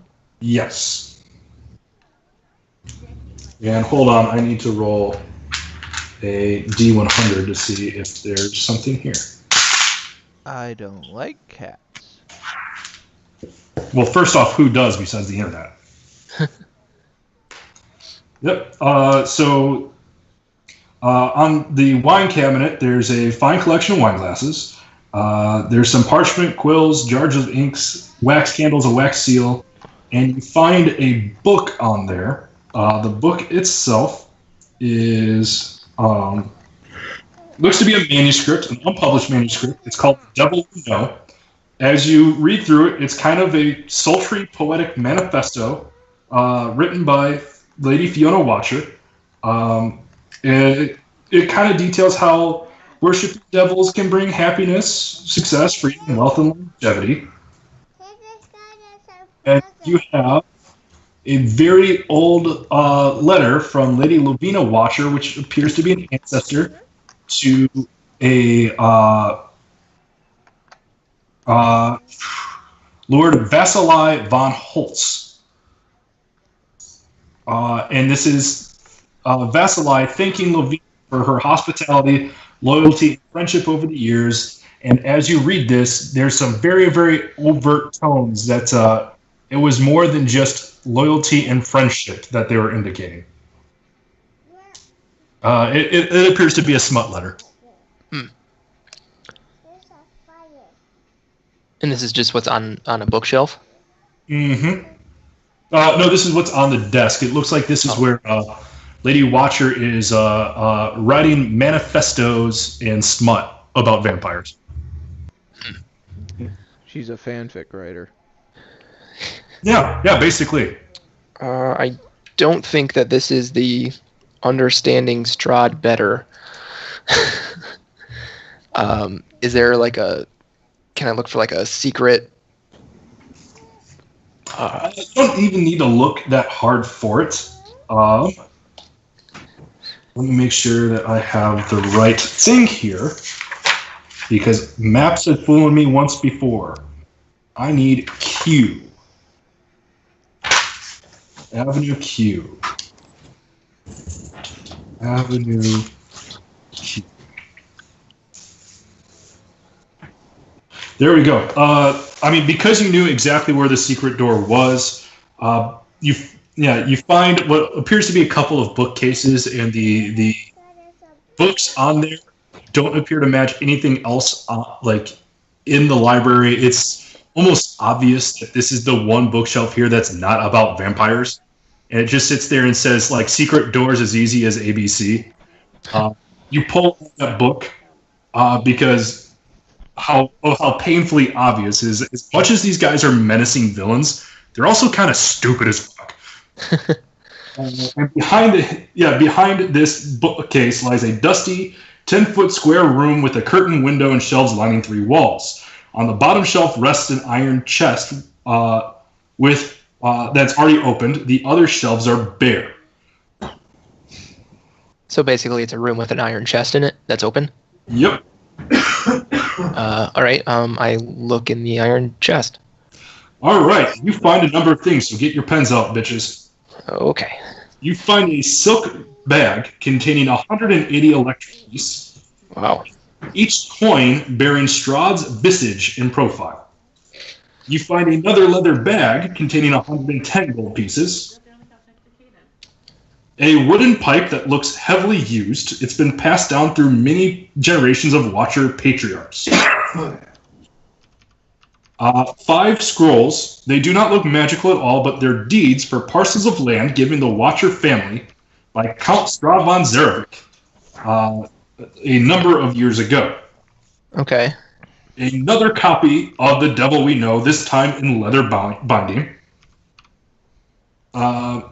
A blasphemous treaty found in black leather titled The Grimoire of the Four Quarters, written by the infamous Diabolus de Vostos, who was drawn and quartered for his fell practices, yet did not die.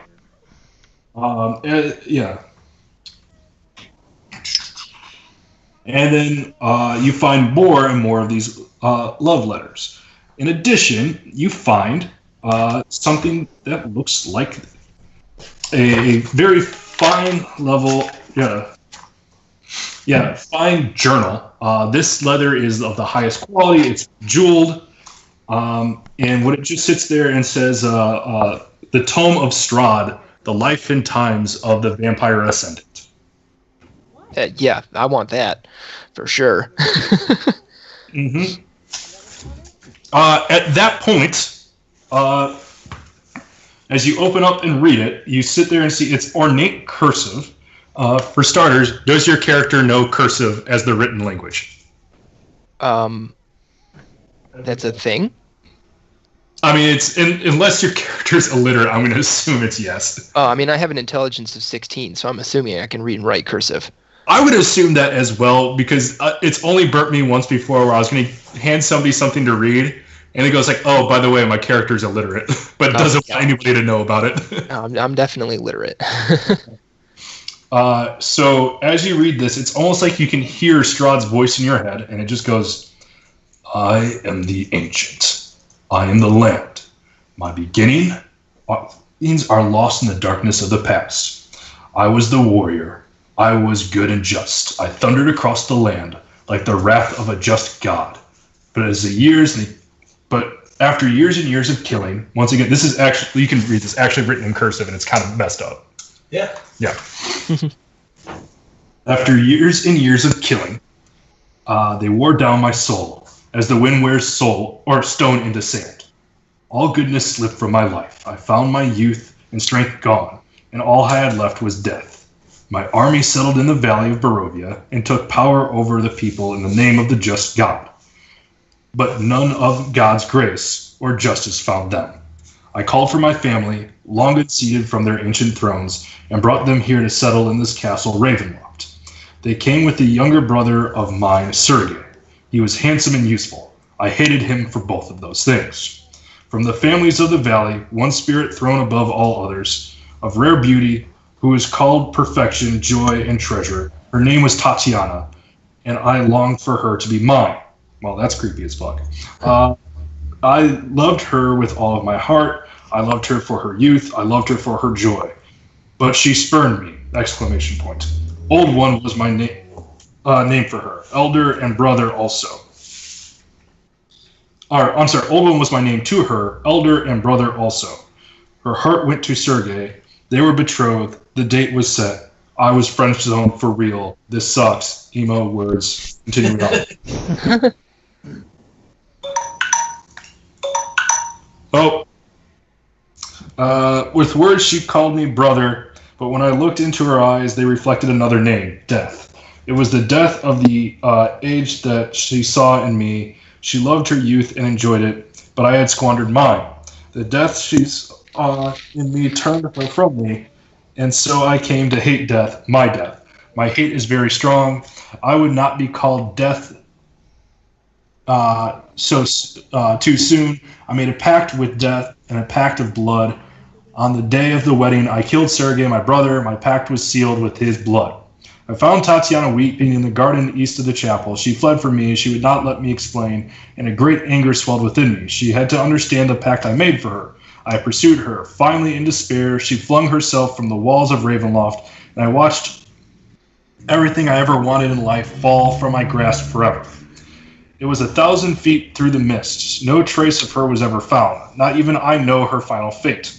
Arrows from the castle guards pierced me to my very soul, but I did not die, nor did I live. I became undead forever. I have studied much since then. Vampirer is my new name. I still lust for life and youth, and I curse the living that took them away from me. Even the sun is against me. If it is the sun and the light I fear the most, but little else can harm me now. Even a stake through my heart does not kill me, though it holds me from movement. But the sword, that cursed sword that Sergei forged, I must dispose of that awful tool. I fear and hate it as much as I hate the sun.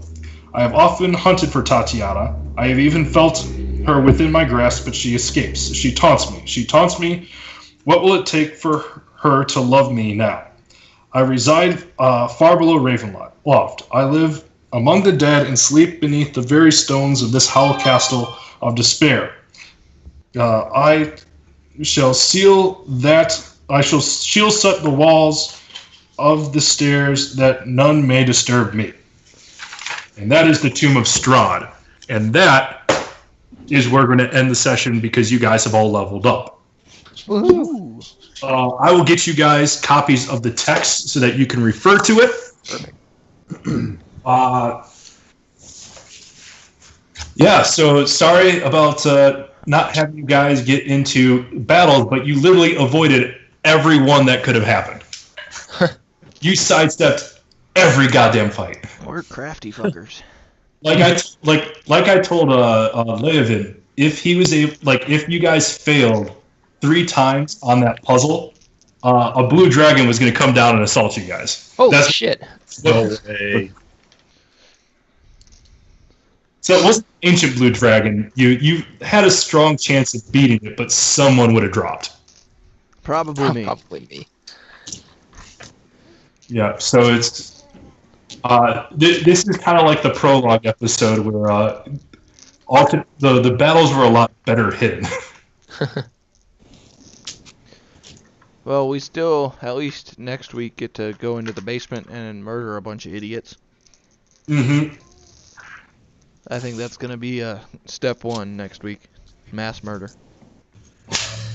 Well, I mean, to see what we're actually walking into first. I also learned the first thing I'm going to call Strahd the next time we see him. Old one. That is useful. Yes. I'm gonna rustle some jimmies, guys. Rumble some jimmies. Well done. I'm a level 2 wizard and I've only cast 1 spell. That's what's going on, Tony. Yeah. So he's multi-classing. Okay. I didn't really understand why all of a sudden he knew magic. I mean, he could do magic before being an artificer. It's just we found out that apparently there's a very good reason why Unearthed Arcana never cemented what artificers can do in 5th edition. They suck balls after level 7. Yes. Well, after level 6, technically, because that's when you get your frickin' They're great they're great as NPCs because they're essentially like level 3 people with level 20 equipment. But unfortunately, like compared to regular classes, they're not very useful. No, they're not. This was a poor decision on my part. If I could go back, I would have just gone straight wizard. Oh yeah, I mean I also thought that at the time when we were making characters, we heard that there's like so much more new content that you guys were excited for. And that I think was part of the problem, is that we wanted to like try some new stuff, and we didn't realize how hard it was to have balanced new stuff. Yup. But I get an arcane tradition, so that's nice. Yeah, that means whenever you're trying to write new spell or copy spells from other people, if it's in the right school, it's half cost. Woo! Mm-hmm. You also get more spells in your spellbook, and you have more prepared spells now. Equal to 1... Oh, wait, that's So, sculpt spells. Plus your intelligence modifier, so you should have 5 prepared spells. Let's see here. Yeah, I should... Yeah, because it's intelligence. Yeah, you're right, it's 5. Yeah. The only reason I know that is because at the end of Horde of the Dragon Queen, when I was getting so much shit for being a Saber Suck caster, I was like, you know what, I'm going straight damage wizard. So... And then when I realized that trying to do that was going to kill us against Rezmir, I was like, God damn it, I'm going back Bard. Well, we don't get the level up till a long rest anyways, right? No, you get it right damn now. Okay. Yeah. Hey guys, do we think that Sergei is probably dead? It's his brother? I thought he said he killed him. Yeah. Because Oh yeah, and that's why Tatiana killed herself, right? yeah. And Okay. It wasn't specifically because Sergei died. It was more that she jumped to the conclusion, which was correct, by the way, that Sergei was murdered by Strahd because he felt he got friend-zoned. I like how you said jump to conclusions, because that's how she killed herself. Well, I offer myself DM inspiration for that one. Now when we see Strahd, I'm going to say jump to conclusions like 10 times. I want to jump to conclusions. with an emphasis on the word jump. I won't want to leap from any tall guesses here. Oh, jeez. We're horrible people. Well, because now that I'm level 9, I This can is what I unfault. want you guys to do for months on end, is to sit there and realize how much this like straw guy is just a broken psyche. Yeah, and now we have ammo against that broken psyche. We have buttons to push.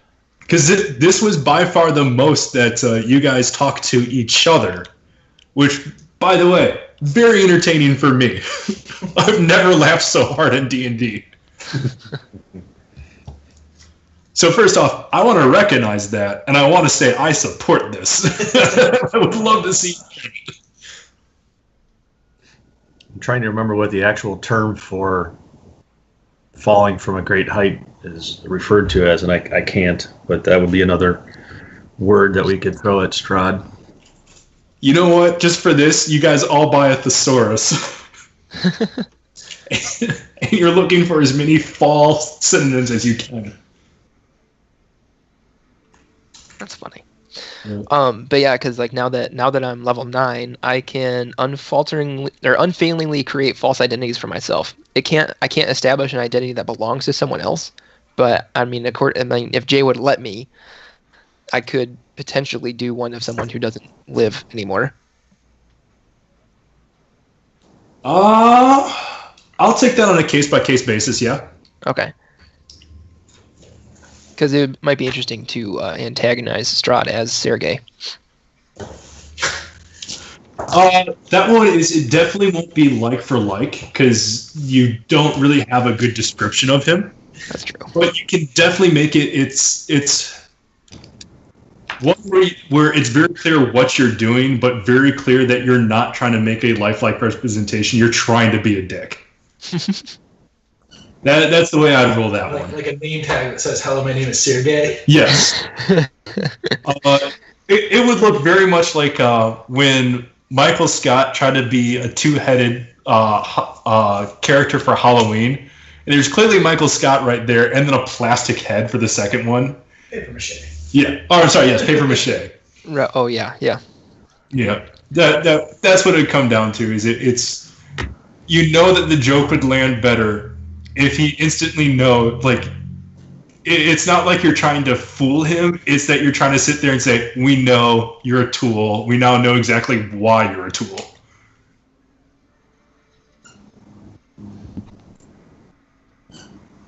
I have a question now. For ability score improvements, how do those turn into play? For me being multi-classed, I'm confused. So you only get ability score improvement when you reach a level that allows one. So it's not like proficiency bonus, which is based off of character's total level. It's if you're a 7th level artificer and on the 8th level you get an ability score improvement, you don't get it until you become an artificer 8. Ah, okay, that's what I wasn't sure of. But since I'm a total of 9th level, I get the proficiency bonus. Got it. Yes. Okay. So does that mean when he hits Wizard 4, he gets a ability score improvement? Yes. Okay. You have recycling roll, Scout? You just put it on the table. I'll take care of it. Cool. So anything I'm proficient in goes up by 1. I should probably stop this stream. This is just silly information at this point.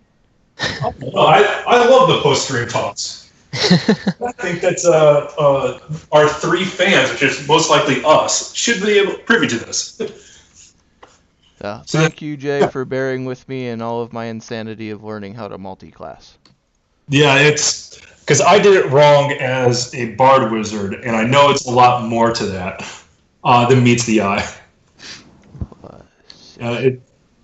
It's also a lot harder because I gave myself when I did it for the first session, I did it wrong and didn't realize it, so I had to redo everything. I was like, oh, there's probably saving throws I passed that I should have failed. Oh, fuck me. Alright, so ability score improvements don't change at all. My attack bonuses do, along with my spell attack bonus and my spell save DC. Yeah. Oh, by the way, guys, Tottenham beat Burnley 3-0. Okay. Total information for me. Yeah, Harry Kane got a hat trick. I was waiting intently for an Yeah. update. So to give you an idea about this, imagine a sport like hockey, but instead of ice, they play it on grass, and instead of walls, there's just nothing. and then when people collide, it's like the worst thing ever. That doesn't sound like hockey anymore. Oh yeah, there's also no sticks, no puck. It's basically nets and lines. That's the only thing these two sports have in common. Alright. Jay, did you see my whisper in the game? I did, and I don't know if Reed is a scimitar or a martial weapon. It is, yeah. Then you would not have proficiency with it. Okay. Yep. Which honestly, I don't understand how a rapier is a simple weapon. So I have proficiency in all simple weapons and then a select number of martial weapons, including longbows, rapiers, and short swords. It's just I didn't like. He had only a few martial weapons. Yeah. And that's why I got confused. Like, how the hell do you have that but not martial weapons? And then I was like, oh, because I'm not looking at the book to clarify the rule. Right. So I actually only have a +6 to hit with that scimitar. Ugh. That's still, considering that I don't bump up ACs, the zombies that you fought had an AC of 8 because of its -2 dexterity modifier.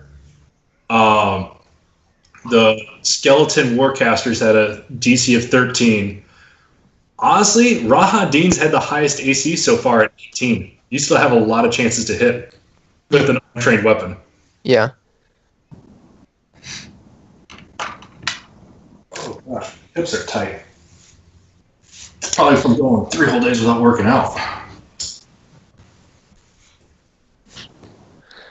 All right. Now I need to find out what my percentage through level 9 is as far as experience points goes. So, Jay, I have another question about multi-classing, you being the resident expert on it. Expert's a kind of a stretch. I read a book. Well, what has me confused is for learning spells, it says I can add up to 2 wizard spells of your choice to my spell book on a level up for a level of which I have spell slots. Since I'm multi-classed and I have 2 or 3 level 2 spell slots, I could learn level 2 wizard spells, or are we basing it off of the wizard advancement?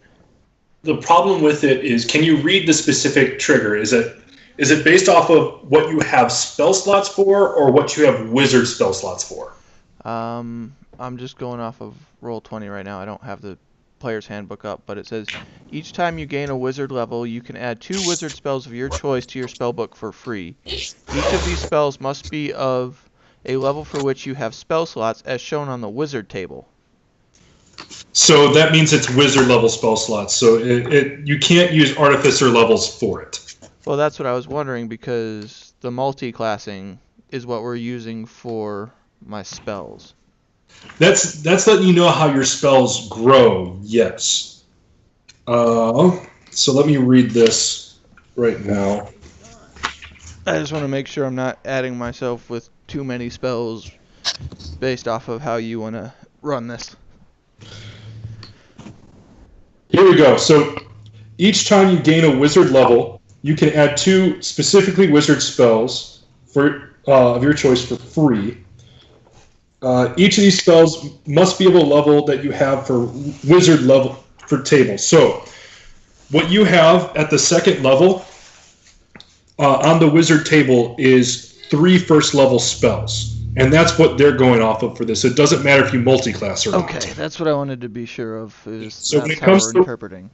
Yeah, so when it comes to what your spell book can do, you have to go based off of the wizard. When it comes to how many spell slots you have, period, that's when you get the hybrid one. Okay. Perfect then. Yep. So that just means I add 2 level 1 wizard spells. Yep.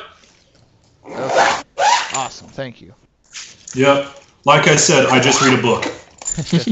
Well, you're God in our game, so how you determine it is being played is what I have to go by. Mike, please don't feed my narcissism. Don't feed the DM unless it's actual food. Yes. Cake. Cake? Talk. Cake tacos? Those are a thing? And why haven't I eaten them yet? They gotta be like the chocolate cake shake from Portillo's. Oh, that's too sweet. Too sweet. That's like diabetes in a cup with a straw. Cup of beaties. All right. Is that cup of noodles? Yeah, cup of beaties. So, I need to go find spells. I'm here to talk to you about cup of beaties. Cup of beaties. I don't know what to do for first level spells anymore. Definitely go with as many, like, speaking as someone who had hit point based, like sleep and prismatic or color spray, I'm sorry. Those that have HP targets, they can be very, very useless very, very quick. Yeah, they get kind of underwhelming. Yeah, like if we were all level 1 and I was able to cast color spray, everyone's blind. If I cast it against level 6, nobody cares. I just threw sand, and they just go, "Oh, did you just throw sand?" I was like, "Shut up, you're blind." No, I see you right there. So, best option is... I don't know. Then there's, I personally, if you're trying to go save yourself like you thought, get as many spells that, do either things that out of combat that you can start combat on a better footing, or things that, I saw Tasha Sees Laughter, that's a good one to have. Hold person's second or third level. I think it's third level. I don't know. Look through those. As many that force them to not battle how they want is the way I would advise you. Okay. Because... Oh, no, that's Xanthars. I gotta freaking... Yeah. This player's handbook. There we go. Sorry, when we get through Curse of Strahd, if I buy Xanathar's Guide, I'll consider opening those up. It's just I want to be able to quickly figure out the parameters of a spell. Yeah, I got ya. Half and then going to the internet for half is just not how I want to do it. So, maybe protection from good and evil would be a good one for us. Yeah. There's because Save or Suck casters are actually probably one of the best things about 5th edition because and the reason why bards are actually useful in this edition is that they gave you a clear role to play as a bard, as opposed to earlier editions where it's that guy that can't show up every week. We'll give him because it's not like going to screw over the party if he misses. Yeah. All right. What's protection from good and evil do? Oh, yeah, that would be useful for us. Yeah, it protects you from good and evil. Go figure, right? Yeah, unless you're neutral, you can't attack. Mm-hmm. We're going to read the Zap Brannigan spell. The only thing you're worried about are the neutrals. Tell my wife I said hello. All right, Mom, closing up the computer. Alrighty, I'll stop this then. All right.